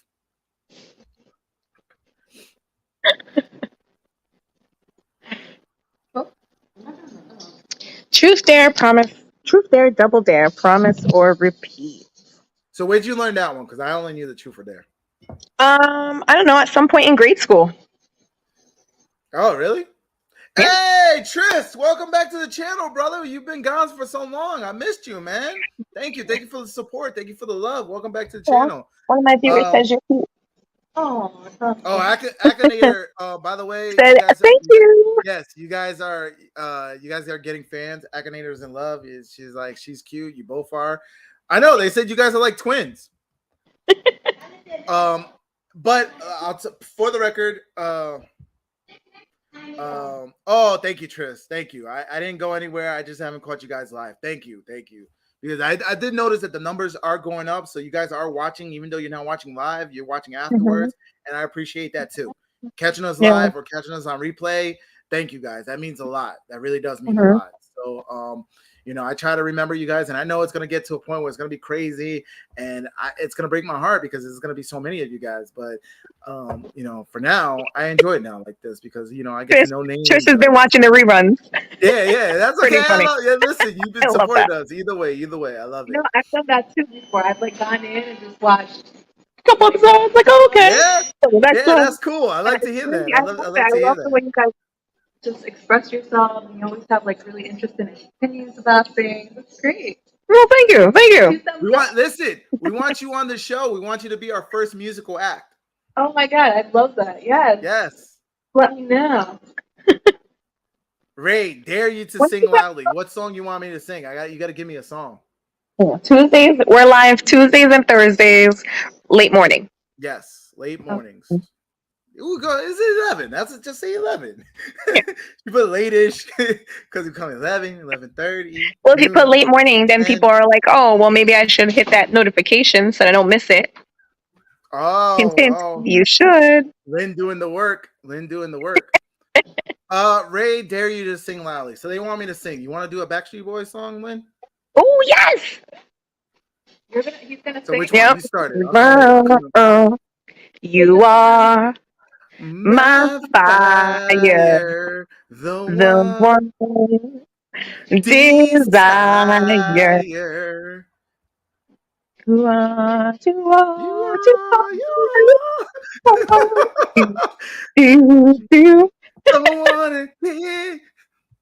Ain't nothing but a heartbreak. I can't sing. She can sing. She has nothing but a mistake.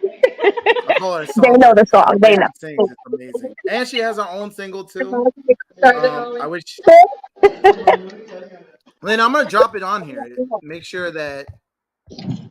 Is it with an S at the end? For Jenny sings or sings? Jenny sings. Is it sings with an S at the end? Yeah, with an S. Yes. So YENI. That on Instagram? Oh no, you did it wrong. There's a dot between the Yenny and the sings. Oh, okay, my bad. That's what I was asking. How do you pull a comment? Yeah, on IG. All right. Yenny.sings. Go check out her single. Her single is awesome. Did she drop another single? I don't even know. I Yeah. fell off. Did she drop another single? Oh, what did I just do? What did you? I tried putting you in timeout. That's not what I meant to do. I'm sorry. You put me on a timeout? I I tried. do I'm need to be sorry. I in a didn't mean to. timeout. I do need to be a timeout for life. I thought I was hitting your comment. I was like, put on timeout. I gotta play it. Oh no, just a regular pedicure. The color is there. Would you please do So the she's same on. design like this? How it's just the edge color? Hold on. Let's wait. Let's wait until she's done ordering her colors. So she's on Instagram and also Color? The blue, the on. same color. Yeah, the same color. And one single design. Yeah, just the one. Listen, there's no fish there. That was a comment that Fuzz said. There's no fishes there. They're like, Lynn, feed the fishes some bread. There's no fish there. If the fish were here, they would be eating all the little like dead skin and stuff. They would have something to eat. Oh my god, that would probably be so ticklish. Right? It would feel weird. Oh, maybe we should do that. Ma We'll said, plan it. hi, my dear children. I'm watching the show. Hi, Jenny. So, Oh, my mom said hello. She's watching. Love. Yep, say hi to her. Ma's watching. I'm telling you, she's like so shy. You guys are putting too much attention on her right now. Yes, just a pedicure today. Oh, I love it, guys. Thank you. Lynn, you want to hit the commercial again? I kind of want to do it again, even though it's not at the top of the hour. And you just like that again. Yeah, because we got everybody come and watch it. Let's just show your good work. I love it. I'm in a good mood I right sure will. All right, guys. Stay tuned. I'm gonna do I love how you can do it on your end on your phone. That's so awesome. Our trailer, our channel trailer. Yeah, our channel.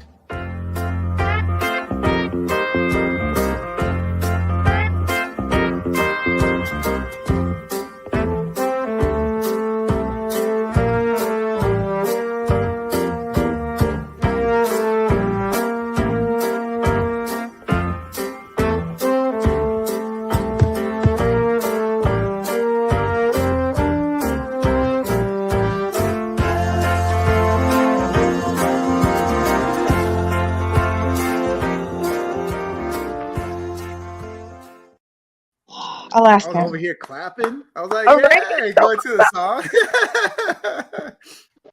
But yes. All right, where did we dress up and go? For what? It was like an orchestra. We saw the orchestra perform. Oh, that was for the Final Fantasy. We went to see the Final Fantasy.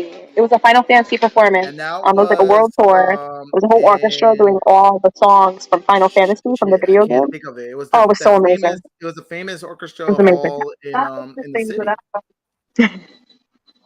Hey guys, I dropped the link down below again. If any of you guys want to jump on just to say hi, I want to hear some of you guys' voices. You don't have to show the video if you want to. If you want to show the video, give us a tour of where you are. That'll be great too. Because I know some of you guys are international. And you guys are like, yo, US is dope. But listen, everywhere in the world's dope. We live in a beautiful planet. It's amazing to think that we're in this spinning, like this little rock that's spinning around a fireball. And it's just how amazing and beautiful it is. It's like, right? We're like monkeys on. That's why I love to travel, man. Every time I land somewhere, I feel like I'm a world away. But you're going to the same places. You gotta start going to new places. Well, so I've been exploring the Caribbean. That's just where I've been lately. I love it. I mean, someday I'll make it to other continents, but right now I'm loving the Caribbean.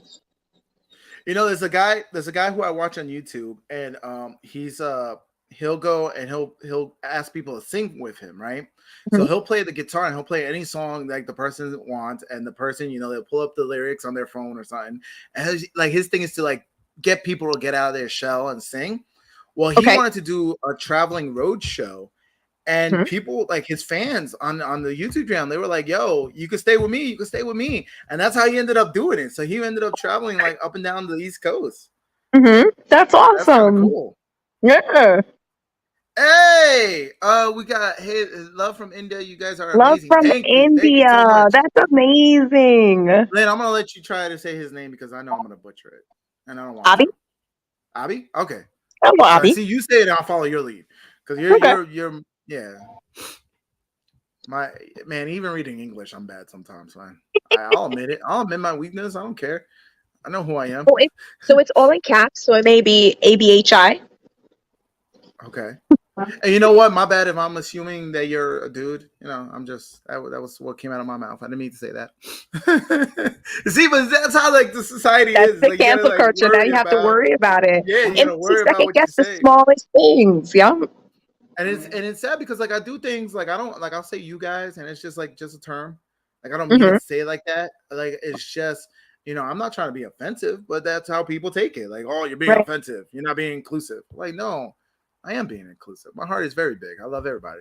I get that from my mama. As you can see, she comes on here and she loves all of you guys. Yep. No, it's cool. No, This a was a nobody. great You were episode. definitely adopted, by the way. Huh? A nobody. He was definitely adopted. Just so Why you you say know. that? Why you Ma, saying Ma that? adopted him. Ma's Oh like, yeah, that's yeah. it. Oh yeah, yeah. You're He needs definitely part of the prayer. He family now. needs love. I'm sending it to him. Yes, Ma's still praying for you. She wants you to change the name. So you got to change your handle. So you got No? to change it from a nobody to a somebody. Which I try to explain it to my mother. I was like, Ma, some people just use handles because they like, it could have been from that movie Nobody. He liked that movie, right? They Hmm. just pick something that they gravitate to as their handle. And Ma's like, no. You got to let him know on the show that he's a somebody. And then if he doesn't have love, I love him. That's what Ma said. Yeah. That's exactly what Ma said. So Yeah. you gotta change your name. I'm just messing. I'm a dude. I watch your streams. You guys talk an amazing topic and amazing thoughts. Thank you. That means a Oh, lot. thank See, you. that's the reason why we keep coming back on here because you guys showing us love, and then we gotta, we show you guys love. We just like listen. We're just two people on the internet, and you guys want to ride with us, and that means a lot. That means a lot. It really means a lot. Hopefully, we'll have Lynn's friend on the show. She'll play you her song. If you follow her, Ma, are you here? Tell me, Ma, what should I rename myself? Ma, if you're on the now's your time. You can tell them they're gonna have a conversation. Yep. She is. She says she's watching, so I don't know if she's gonna. You gotta give her time. She's older. It takes her time to actually type out the message. Give her a minute. All that stuff, so give her a sec. She's not. I gotta give her credit though, because Ma always wanted to be ahead of technology, especially with me, being a nerd. And so there was a point where she was like, she wanted a laptop. And I was like, Ma, we're past that now. We're now with like tablets and phones. And so she's really trying to learn her phone. She's almost Ma's almost 70. She has an iPhone now. She'll be 70. Yeah, in a few more months. 70. Wow. Like I'm doing the math in my head. I'm like, man. So the spring, she's 70, winter. but she's still trying to want to embrace technology, learn how to do it. And it's funny too because I get mad at her sometimes because she's like, Ray, how do you do this? And I'm like, Ma, how come you know how to download Candy Crush? You know how to get a high score on Candy Crush. You know how to post it on Facebook that you got a high score on Candy Crush. Akinator said, "Please bring her on the show." Yeah, we'll have more guests. Yeah. I told her now. And she has been in the past when we were doing the show before, when we were doing just the talk show and we didn't actually have like the cameras rolling.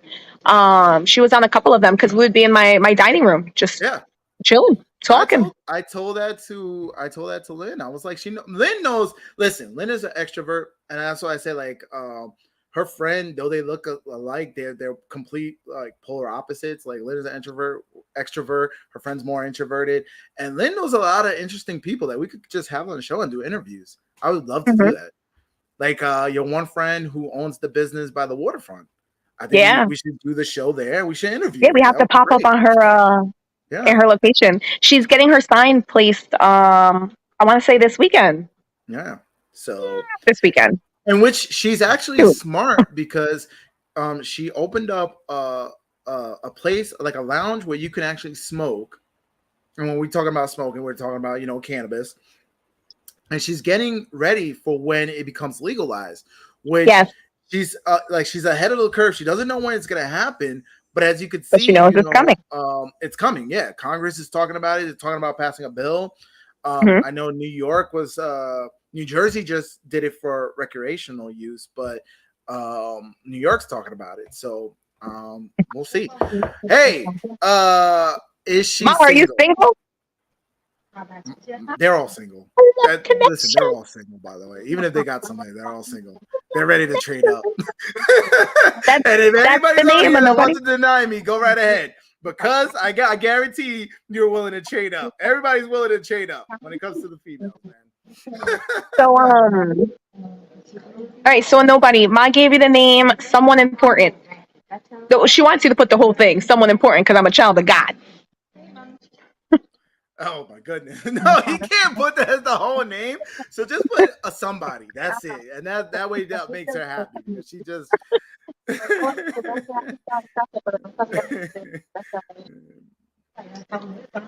I think he's asking if Jenny's single. And like No, I he said, said Ma afterwards. He wants to know if Ma is single. they're all single, by the way. They're all single.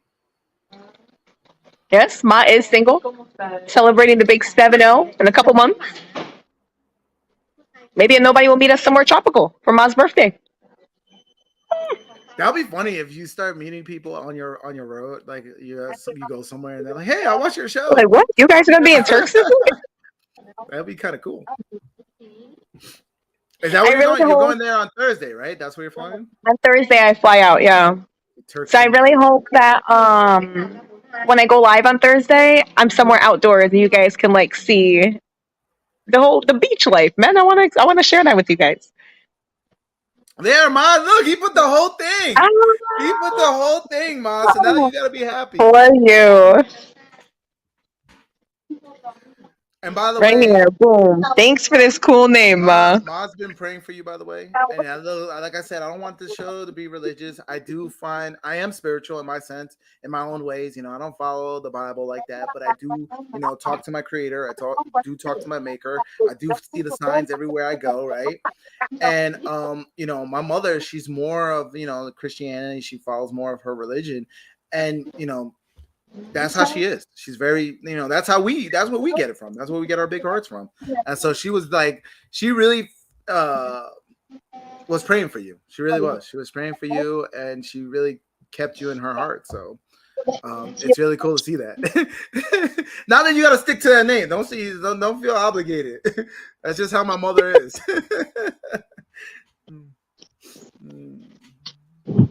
Ma, you could have come up with a shorter name. No, she wanted the full message out there. Now, whenever he posts a comment, I gotta say, I'm somebody important because I'm a child of God, and they think I'm like being a cult leader over here. Oh, I love it. I love it that you guys can ride with us like this and have a sense of humor and just kind of have a good time with us. Mm-hmm. But you still getting your nails done? What are they doing? I'm still getting a pedicure, and like they're starting to really get into it now. That's like what the faces are about. I'm starting to feel things. I'm like, I have like super sensitive feet, guys. But though they do it like the whole thing, right? Don't they massage your leg all the way up to like your knee or something? It's so nice. It's so nice. I'm not getting a spa pedicure today. I'm just getting a regular pedicure. Okay. Oh, make it quick. Simple. No, but I like when they put like the hot towel over my legs. Like, it's so relaxing. Are they gonna do the facial? Are they gonna mess with your face? No, not my face. I do have this. I can do like the massaging chair and everything. Yeah, turn it on. 10 minutes.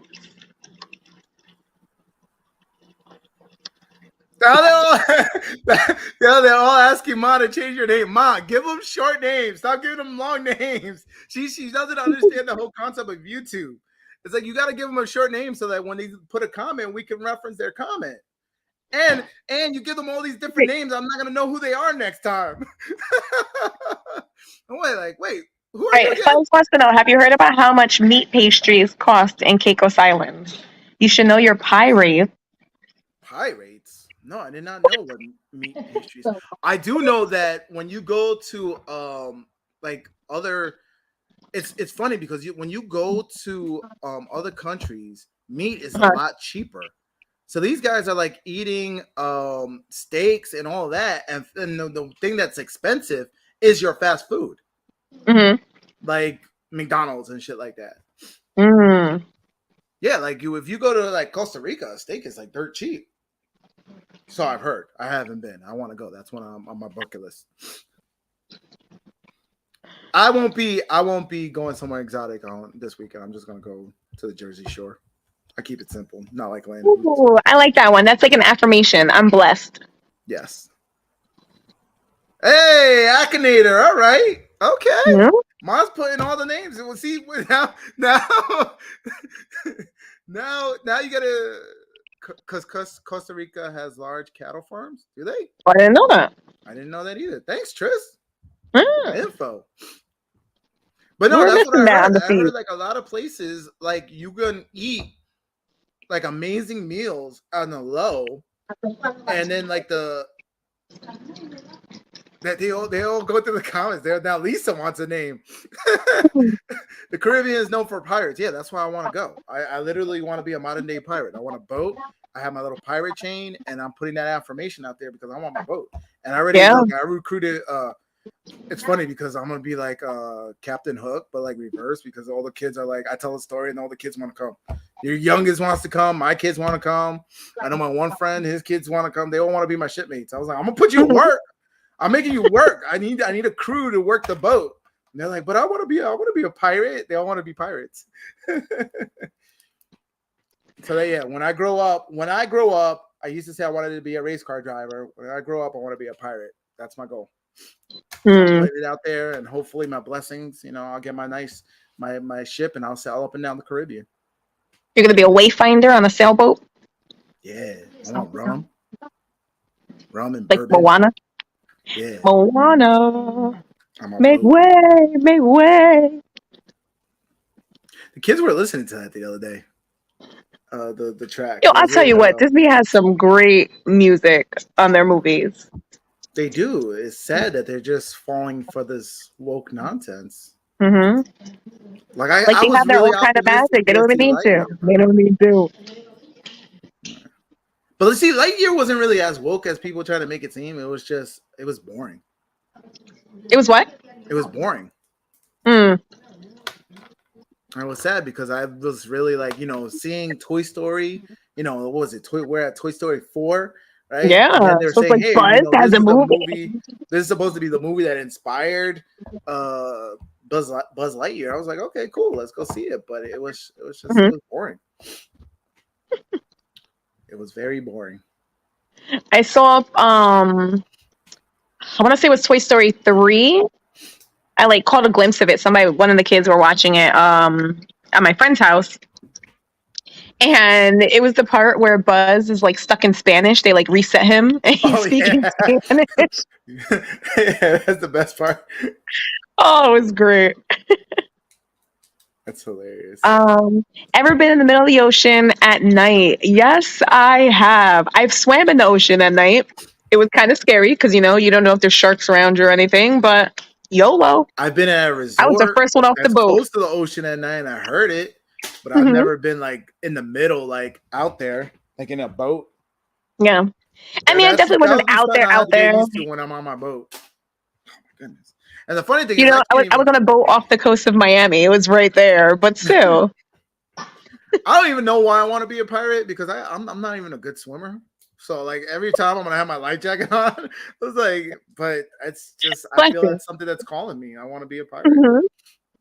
I want to go up and down. This is the way I want to do it though. I want my boys, which I know my boys, they'll be very efficient with sailing once they learn and all that.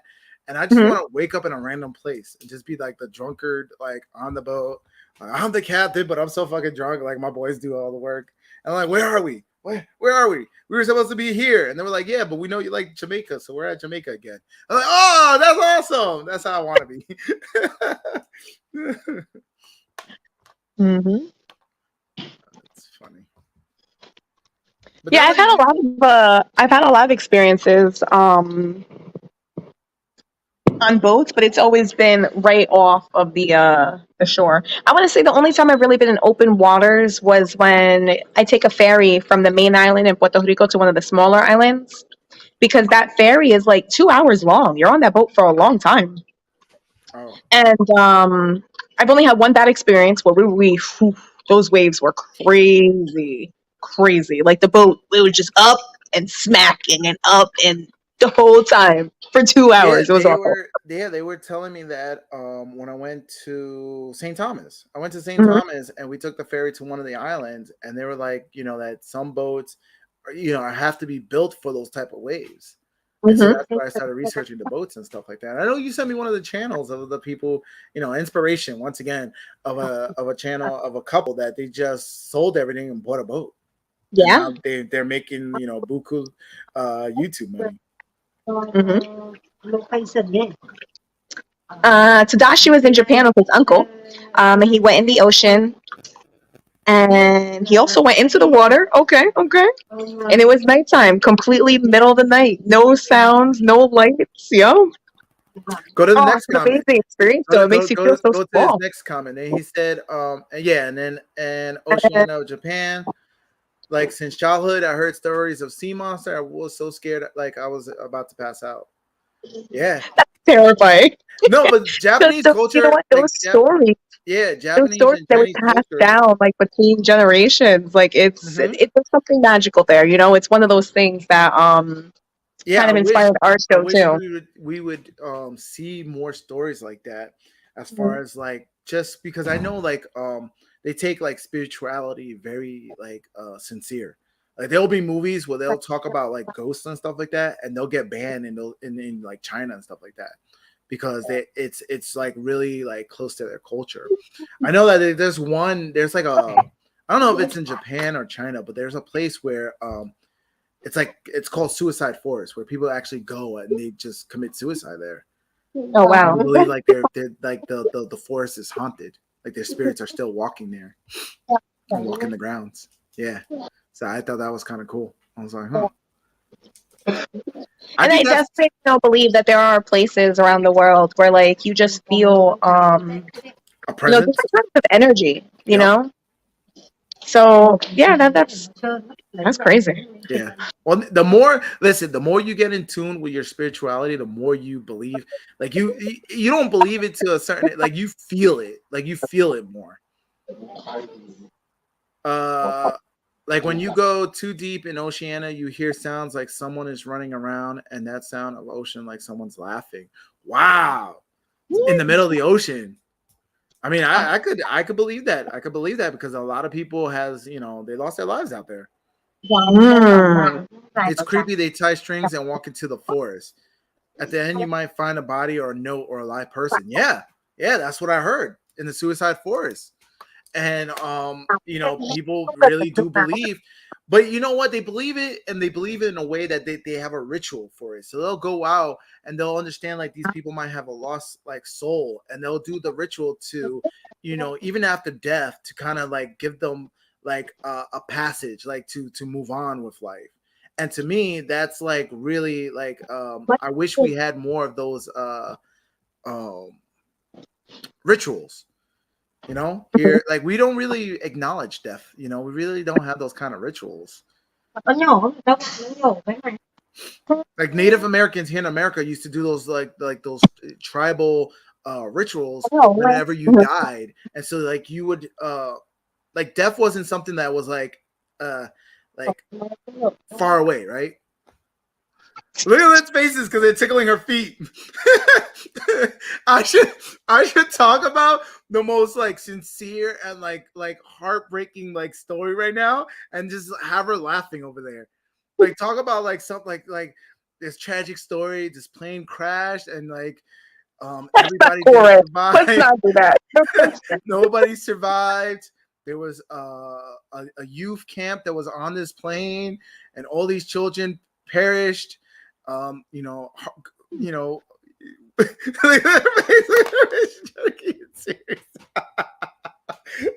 couldn't even keep a straight face making up the story, though.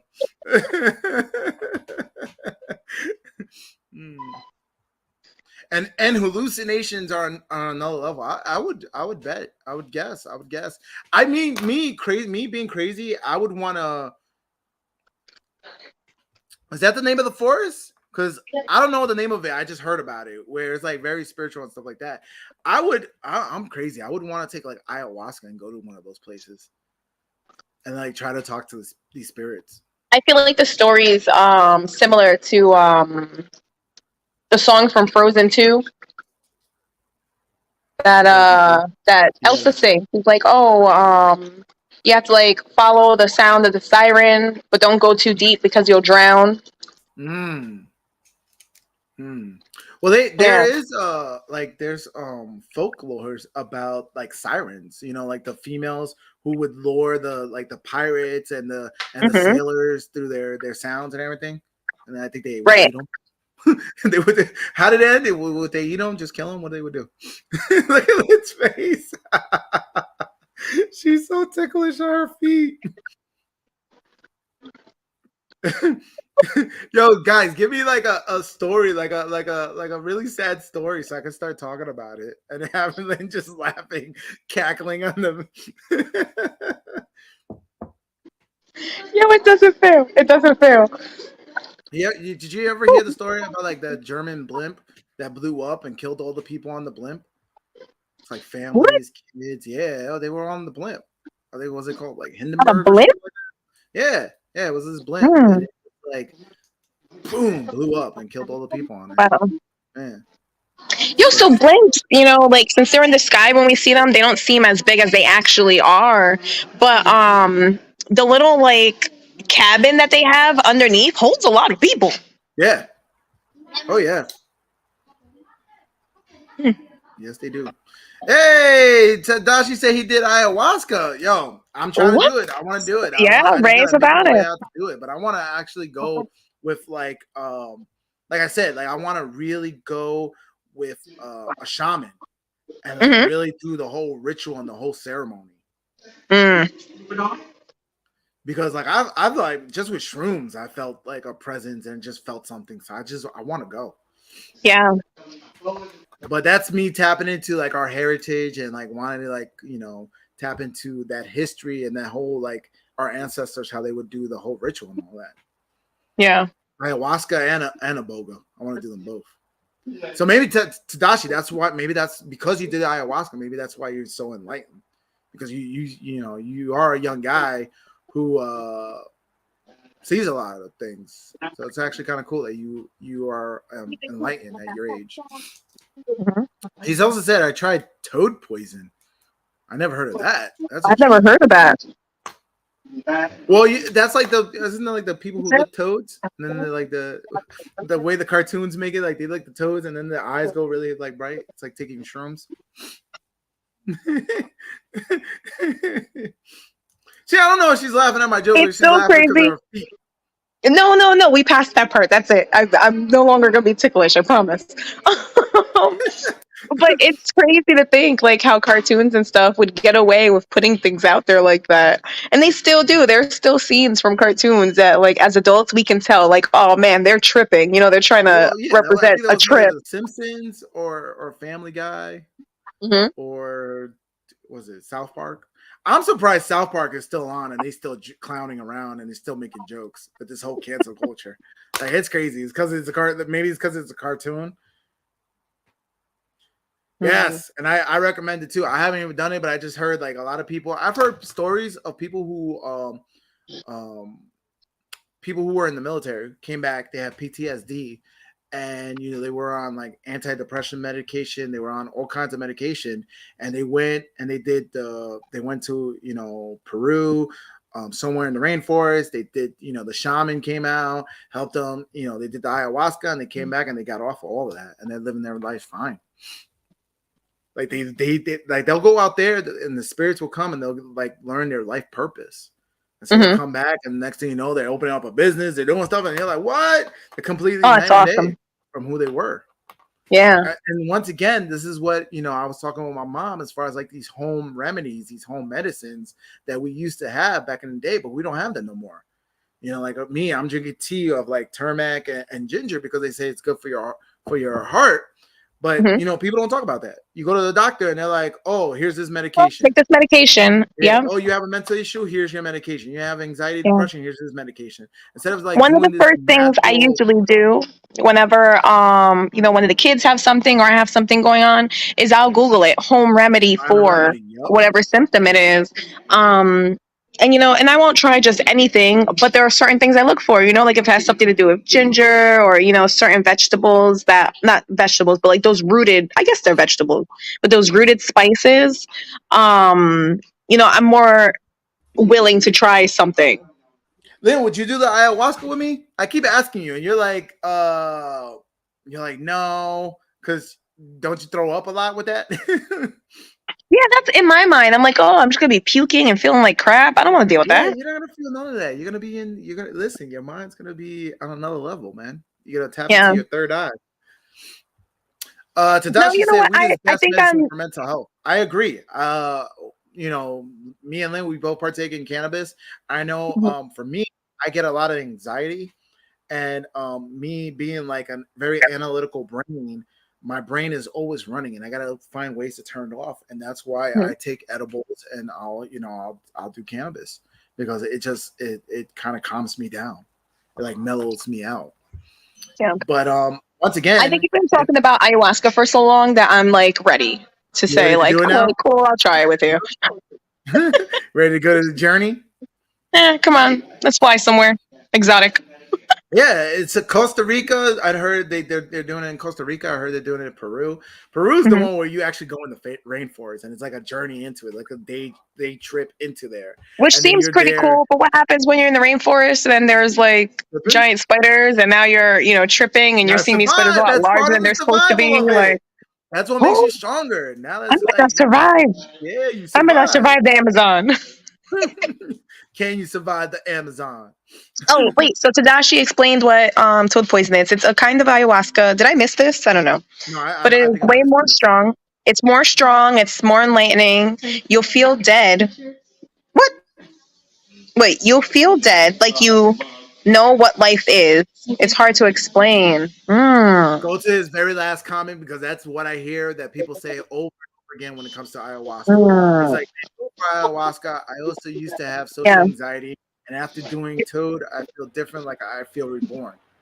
And that's what a lot of people say. They go and they feel like reborn. They like it's almost like there's a spirit that goes and says, "Hey, this pain that you have, I'm taking away.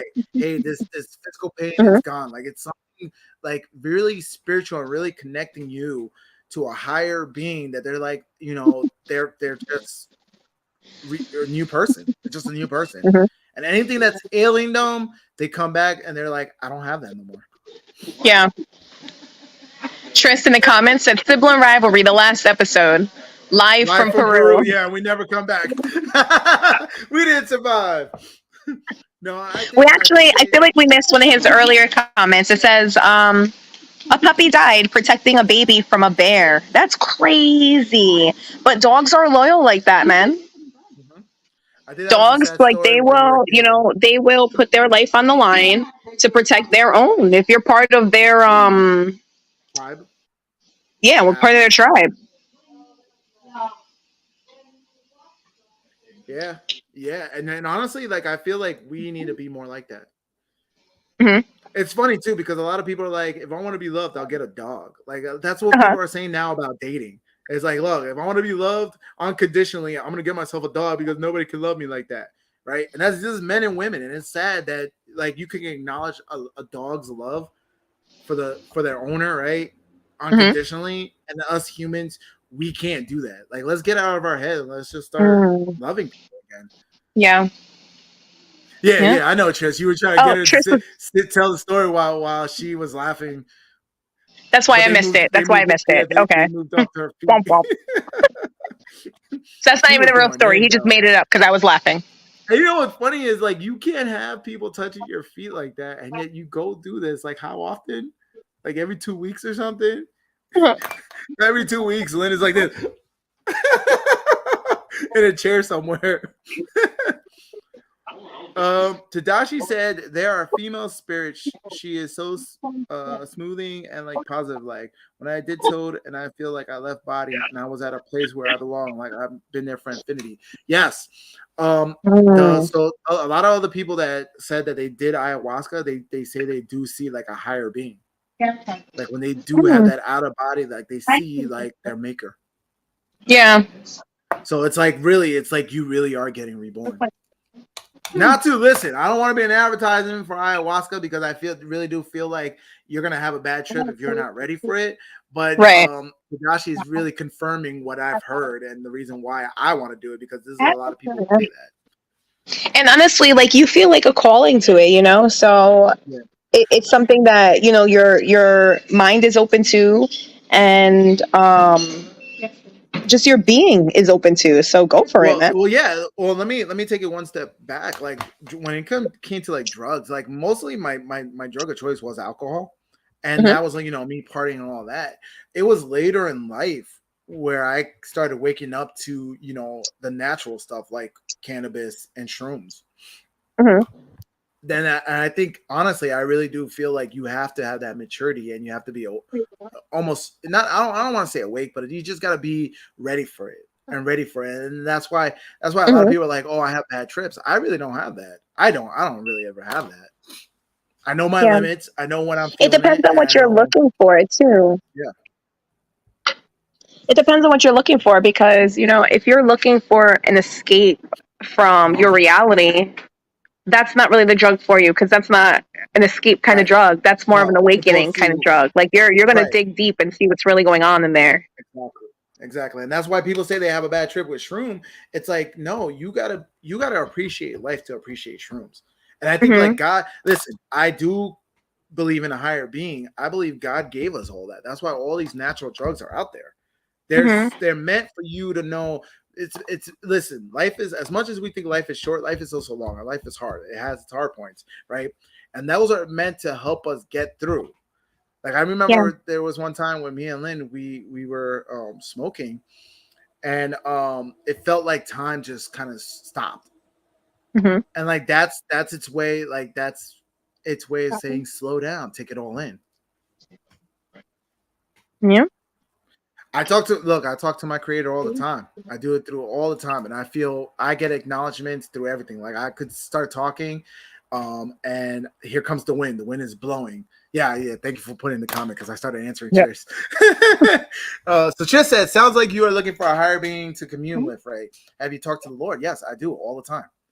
And that's why, like, I want to do, like, I know my purpose. I just want clarity and understanding. Like, yes, this is your purpose. You're on the right path. Yes, kind of deal. Like, I just want that, like, affirmation. I don't think it's artificial. I think this is all God's intention for us to have all of this. That's why it comes from plants. And there is a difference between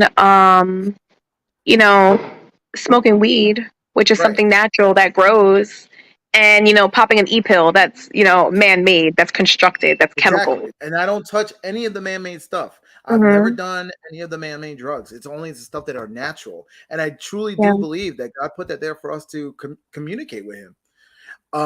As far as like Tadashi said, have you heard about DMT? Yeah, DMT is a drug that's released when you're dying. So that's like that's the reason why when people have like what's it called, near-death experience, and they come back from it, like they're like, oh, I saw God and all that, because that's what's released when you're about to die. That's what helps you go peacefully, right? So yes, affirmation does come within, you're right. But I do, once again, with that belief that I do believe this was put here on earth for us to communicate with our creator. I really do believe that. But yes, I'm 100% with affirmation comes from within, with your own self-confidence, right? So as a human, we all stumble, we all fall, we all second guess ourselves, and I'm just like, I don't know, I just kind of want to have that conversation. When you find the strength inside, you don't need anything else. Yes, I 100% agree, and I think Lynn saw that on Saturday when I was just being me, and everybody was like, "Oh my God, this guy's," and I'm like, I just love life. I love life. I love who I am. I love being here. Life is beautiful. Life is 100% beautiful. And I'm glad that you guys are seeing this, because the fact that you guys are putting it in the comment, it just, once again, reaffirms, here's the affirmation. I don't need it from you guys, but seeing that you guys are channeling that same energy, it makes me and Lynn feel like we're on the same path. Yeah, it's uplifting. It tells you that you are on the right path. Right, exactly. And even though we're doing this, just starting out, you still kind of stumble. You still make mistakes. You kind of have. Are we going to resonate with people? Are people going to want to hear this message? And the fact that you guys are all saying the same things, it realigns. It gives us confirmation. So right now, Trish's words, to me, that's God speaking through him. Mm-hmm. You know, there's sometimes with me, you know, God speaks through me sometimes. Sometimes I'll say something to That's what they say. somebody. Whenever you have the opportunity to help someone, you always should, because You that's always the should universe because answering somebody right, else's prayer through you. exactly. Amen. I don't want to make this religious, but man, Lynn's nailing it on the head right there. So it's like sometimes when you do things, you just need that um just that reassurance that you're on the right path. Mm-hmm. And you know, they say God walks with you, right? Right. When you walk on the beach, there's two sets of tracks, right? You Yeah, and God, footprints right? in the sand. Yeah, right, exactly. So you know, going to some of the And when there's only one set of analogies. footprints, that's when I carried you. Yeah, exactly. Right. Dramatic. Mom's probably crying right now.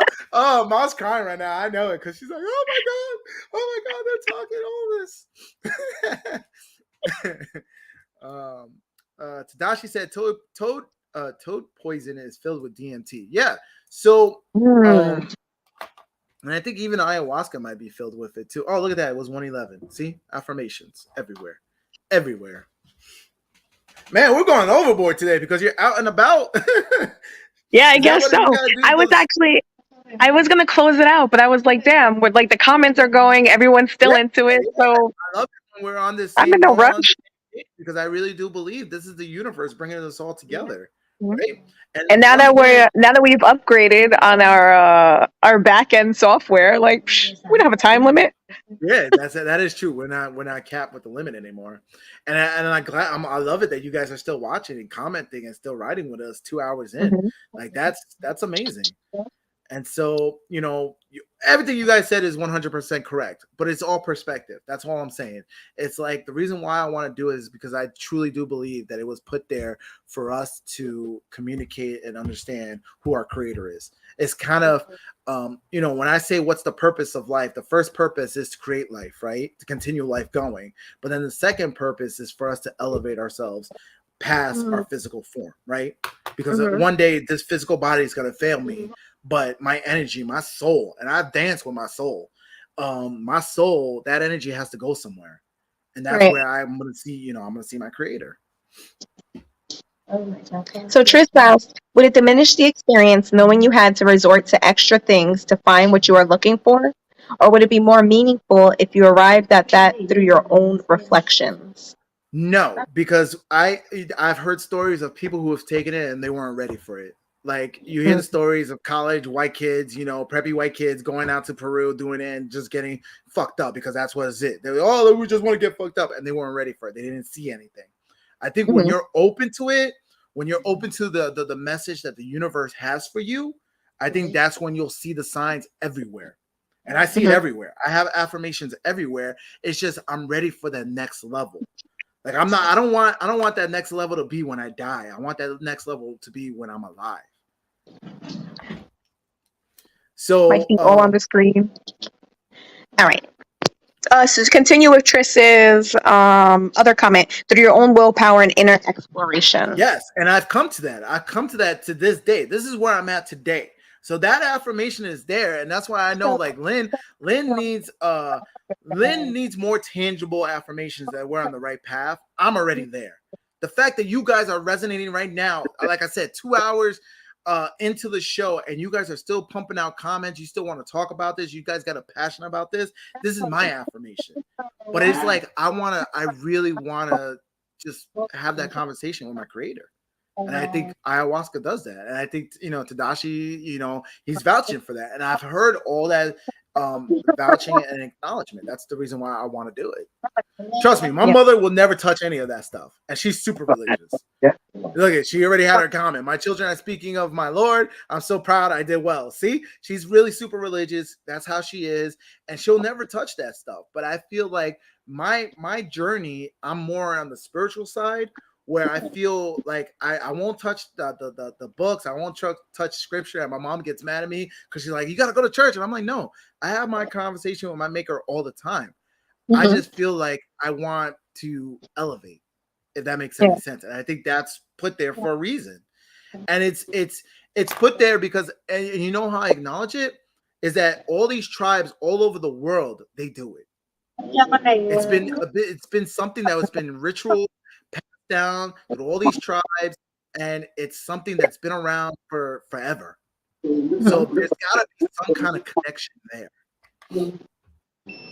So, Butcher said Buddha was able to elevate himself all through meditation and inner reflection. yes, And I think that, meditation is I think that meditation is something really difficult to achieve. It's something you have to it work is towards. It's not something it that is everyone can just yes. sit down and be good at.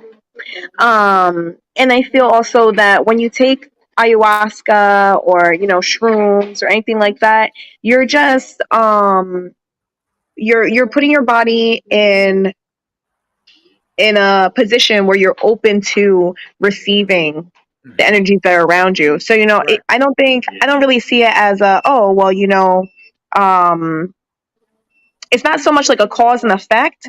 It's more so like, hey, I'm going to take this and it's going to open me up to receiving whatever message is supposed to come through. Mm-hmm. Tadashi said, "Make your Tadashi, soul make your proud for soul choosing proud. you." I Yes, love that. and that's Yeah. one of my buddy who kind of introduced me to all of this. He said that your soul chooses, this journey that is life, right? So your soul chose to come down here and do all of this. So Mhm. you're right, and I 100% agree with that. Make your soul Yeah. proud for choosing you. Yes, man. All the Yeah. comments are going So out. We're missing some. We're missing some. Tadashi's done it twice, and it changed him dramatically from From negative negative to to positive. positive. He was Yes. depressed, and now he's living. Amen. Amen. And Mm. you know what? Some people need that boost. Some people still need that boost. And look, I'm not gonna lie. I have my moments where I'll be on this show and I'll be super positive, and for the most part, I am super positive. But there's times where I go through a bout of depression, right? There's times when I go through loneliness, and sometimes to get you out of that, you do need to talk to your maker. You need to just acknowledge it, right? And it's hard when you're talking and there's nobody there, right? So Right. I'm not Okay. saying I need that Thank reaffirmation. you. It's just I just want to know, like, I don't know. I don't know why. Maybe now that Tris is really talking about it, maybe I'm like, maybe why do I need to do it? Man, there's so many comments. Let me try to go back up to Right. see All some of right. you So guys' Fuzz comments. over here. Purpose in life: to crush your enemies, to see them driven before you, and to hear the lamentations of the woman from Conan the Barbarian. Conan the Barbarian. I don't know. As a parent, I think creating life, that's the most beautiful thing you could do in this world. There's I'm no sorry. Wait, other greater creation than creating life. Tris said, yeah, "Read I'm Buddha changing my Life, color. Ray." I've been meaning to, so thank Yeah, you I'm just changing for the color.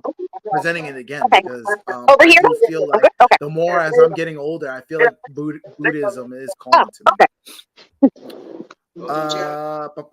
Tris said, right? So through Changing it. meditation, you'll be able to attain something more lasting rather than taking a short but to where you want to be, taking a shortcut to where you want to be. I think you need to do both. I think you can't take ayahuasca if you're not ready for it. And Tadashi, correct me if I'm wrong. Do you meditate? Because I feel like you found that enlightenment. I think you do that. You meditate on your part too. I think you got to do both.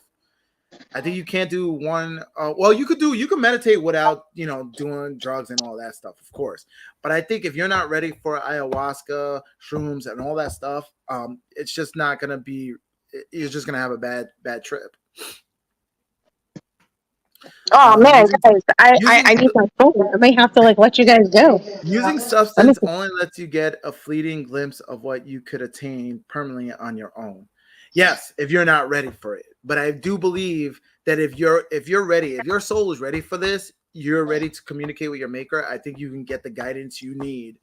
Because think about it, like, do you really believe that your maker put you down on this journey and it's not going to help you along the way? Or not Right. give you the cheat codes to help you continue going through this journey? That doesn't make any sense. That's why music resonates with people. It's why we have foods that helps your body, natural foods that helps you build immunity, that helps with your heart, that helps you with your mind. Like I don't think that we're on this journey alone. I think we're meant to keep communicating with our maker as we go through this journey that is life, because there are going to be struggles, there are going to be hardships. It's not a cheat code. I think God intended that for us to have it. And once again, you got to have the strength. You know, you got to have the willpower to meditate, just like you got to have the willpower and the strength to work out, right, and maintain your body. But I think it goes both ways. I think you got to have a balanced diet and you got to work out. It's the same thing. You got to meditate and you can take, you know, ayahuasca. It's both a balance.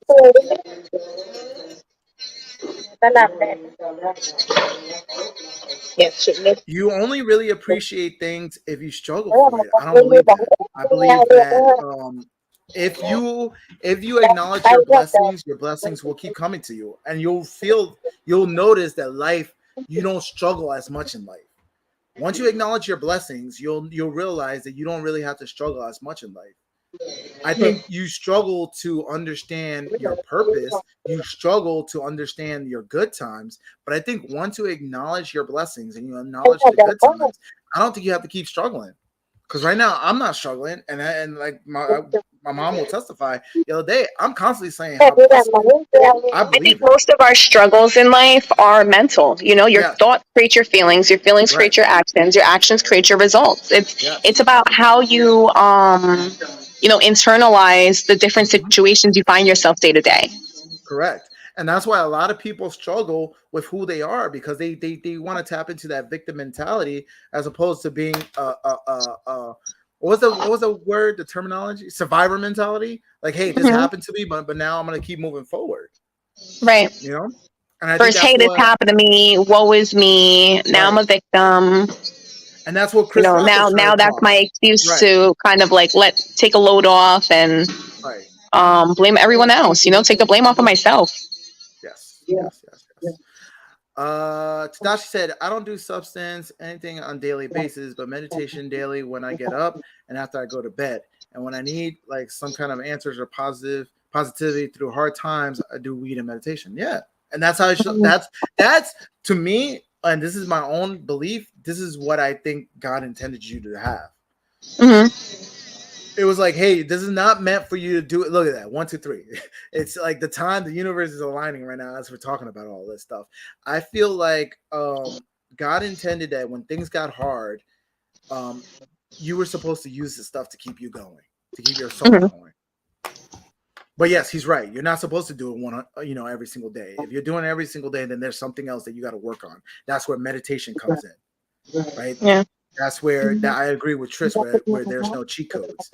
But to do it every once in a while to get that I'll see that, my love. reaffirmation that you're on the right path, I don't see anything wrong with that. But that's just me. That's my belief. And I don't want to force it on anybody. That's not what I want this show to be about. I want this show to be Hmm. about positivity, love, and just coming together. And the fact that all you guys are all over the place and you're just gravitating to this message means a lot to me. Yeah. Resonates, man. It really motivates me to come out here and keep talking all this stuff, because when I first heard about this, I was like, man, this is a crazy talk. And I know how I sound. For somebody who's not about this, I know it sounds crazy, and I get it. It's just I hope that along the way, through our conversation, you can find that journey and Hmm. find that, because Find that the inner thing that peace. I right, feel like, the thing, once you accept that, that kind of yes, mentality, it gives you peace. yes, It gives you a because sense I of like, hey, like whatever it is that I do have to face, whatever I do get thrown at me, I am going to overcome it. It's going to be okay. yes, and it hurts me. Oh, I think my mic went out. Can you guys hear me? We hear you. Okay, But it Trish was hurts saying, me. look at society wanting and being handed everything and still complaining. And you know what? That's Right. something that we see with the younger generation that, we're bringing up a generation of people who feel entitled. They feel like, hey, like things should be handed to them. They're owed this, they're owed that. And it wasn't something that we did on purpose, but as a parent, I see what happened. Like when you grow up Well, in a time where, you don't have lots of things, and then to be in a position to provide your children with everything they could possibly imagine, it's hard to not give that to your children because they're your children and you love them and you want them to have but everything. in the same sense, in this day and age, we don't really have to work for anything. Everything is given to us, right? Everything is right in front of us. Even knowledge that you have to go and do experiments back in the day. That you got a cell phone right now with all the knowledge in front of you. It's like we don't really have. Which what I like to call in movies is that hero's journey, that struggle, that journey that we have to go through to figure out our confidence, find our confidence, and find our place in life, right? We don't go through that anymore. Everybody has everything, like everything's right in our fingertips, right? Everything is right in front of us, boom, right? And the fact that we don't have that, we do have life on easy mode, and that's the reason why a lot of people are struggling with anxiety, is struggling with depression. It's just struggling to find their place. Like they just want to fit in. And what Lynn likes to say, if you don't believe for something, right, you fall for anything, right? That's why all these people are gravitating towards, these messages and these agendas and all these isms, is because it's resonating with them. It's something that like, oh, that makes sense. That's I can get behind that. Right. Yeah, exactly. It's because they lack their true values. That you really need to define what it is that's important to you, what it is that you stand for, what it is that you believe in. Right. Because otherwise, things are going to pop up that seem appealing on the outside, on the surface. But then, down the line, it's going to be like, oh, wait, what am I saying? Why am I repeating this message that I hear? Or why am I, just going with the flow? Whereas when, and this is the reason why I like shows like the apocalyptic shows like Walking Dead or Jericho back in the day, where something bad happens, like a nuke goes off, and now people got to come together, right? Electricity goes down, these are useless, and then people have to come together, and that's where you see that side of humanity. But also, you also see growth in people. You see people who be like, "Oh my God, I never imagined I could do this because I was just playing video games all the time, and now this happens, and I seen character in me, character development in me, right? Hard times create strong men, strong men creates good times, and good times create weak men. I 100% agree. So Tris goes on. We're in the time of weak men. We are. But how and winter is coming? How can we resonate to people when everything is so common, but yet they still don't feel themselves? They don't even feel comfortable in their own skin. How do we resonate? How do we reach out to those people? How do we talk to those people? Yeah. How do we challenge them? How do we give them a hardship that they're willing to do on their own, go through it, and then come out stronger? How do we tap into that? That's a question for another day. I don't know. But I love it. I love that you guys are all resonating with this, and I'm glad that you guys are still watching. Almost 2.5 hours in. Because this is my wheel. This is what makes me so motivated. This is why I can go and just be so confident in my own skin. And people are like, what are you on something? They really do think I'm on something. They do, yeah. No, I'm just having a good. Lynn saw it. I was having a good time. I'm loving life. Now, don't get me wrong. I love drinking. I love smoking. I love all that stuff, but I don't need all that stuff. Like I'll go times where I don't do it. I just do it because it's social. It just makes me feel even more happier. If that makes any sense. But I could go party sober now.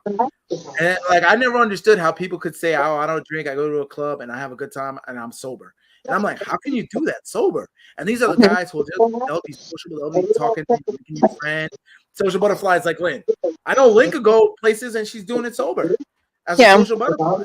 But that's all believing in yourself, like that self-confidence. And it's hard for people to have that nowadays because once again, we don't have that struggle, we don't have that challenge.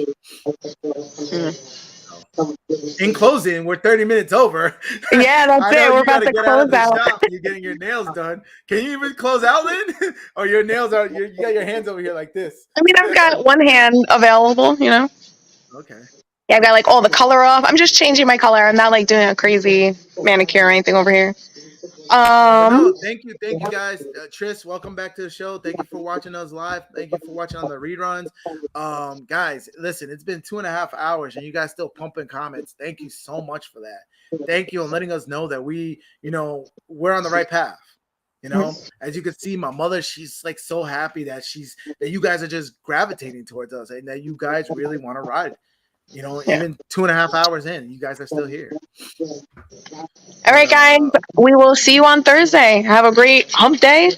And I Love you hope the guys. positivity Be stays with safe. you. Carry it with Yeah, you and exactly. radiate it. So Yes. that other people can catch it too. Because positivity, it's very Mhm. infection. I'm telling you, once you guys are out there just being happy and loving life, people are like, what do you want? What are you doing? I want some of that. And people are like that. And then you'll find more like-minded people because the universe is like that. You know, you guys gravitated to the show. The guy that we were talking to at the club was gravitating towards us, right? Yeah. It's rare to see people who think the same way. I'm someone important because I'm a child of God. Thanks, Mom. Thanks, guys. Hey, thank you guys for just embracing us and embracing our mother, embracing our cousin who's on here. You know, we got real Yeah. family members that are on here.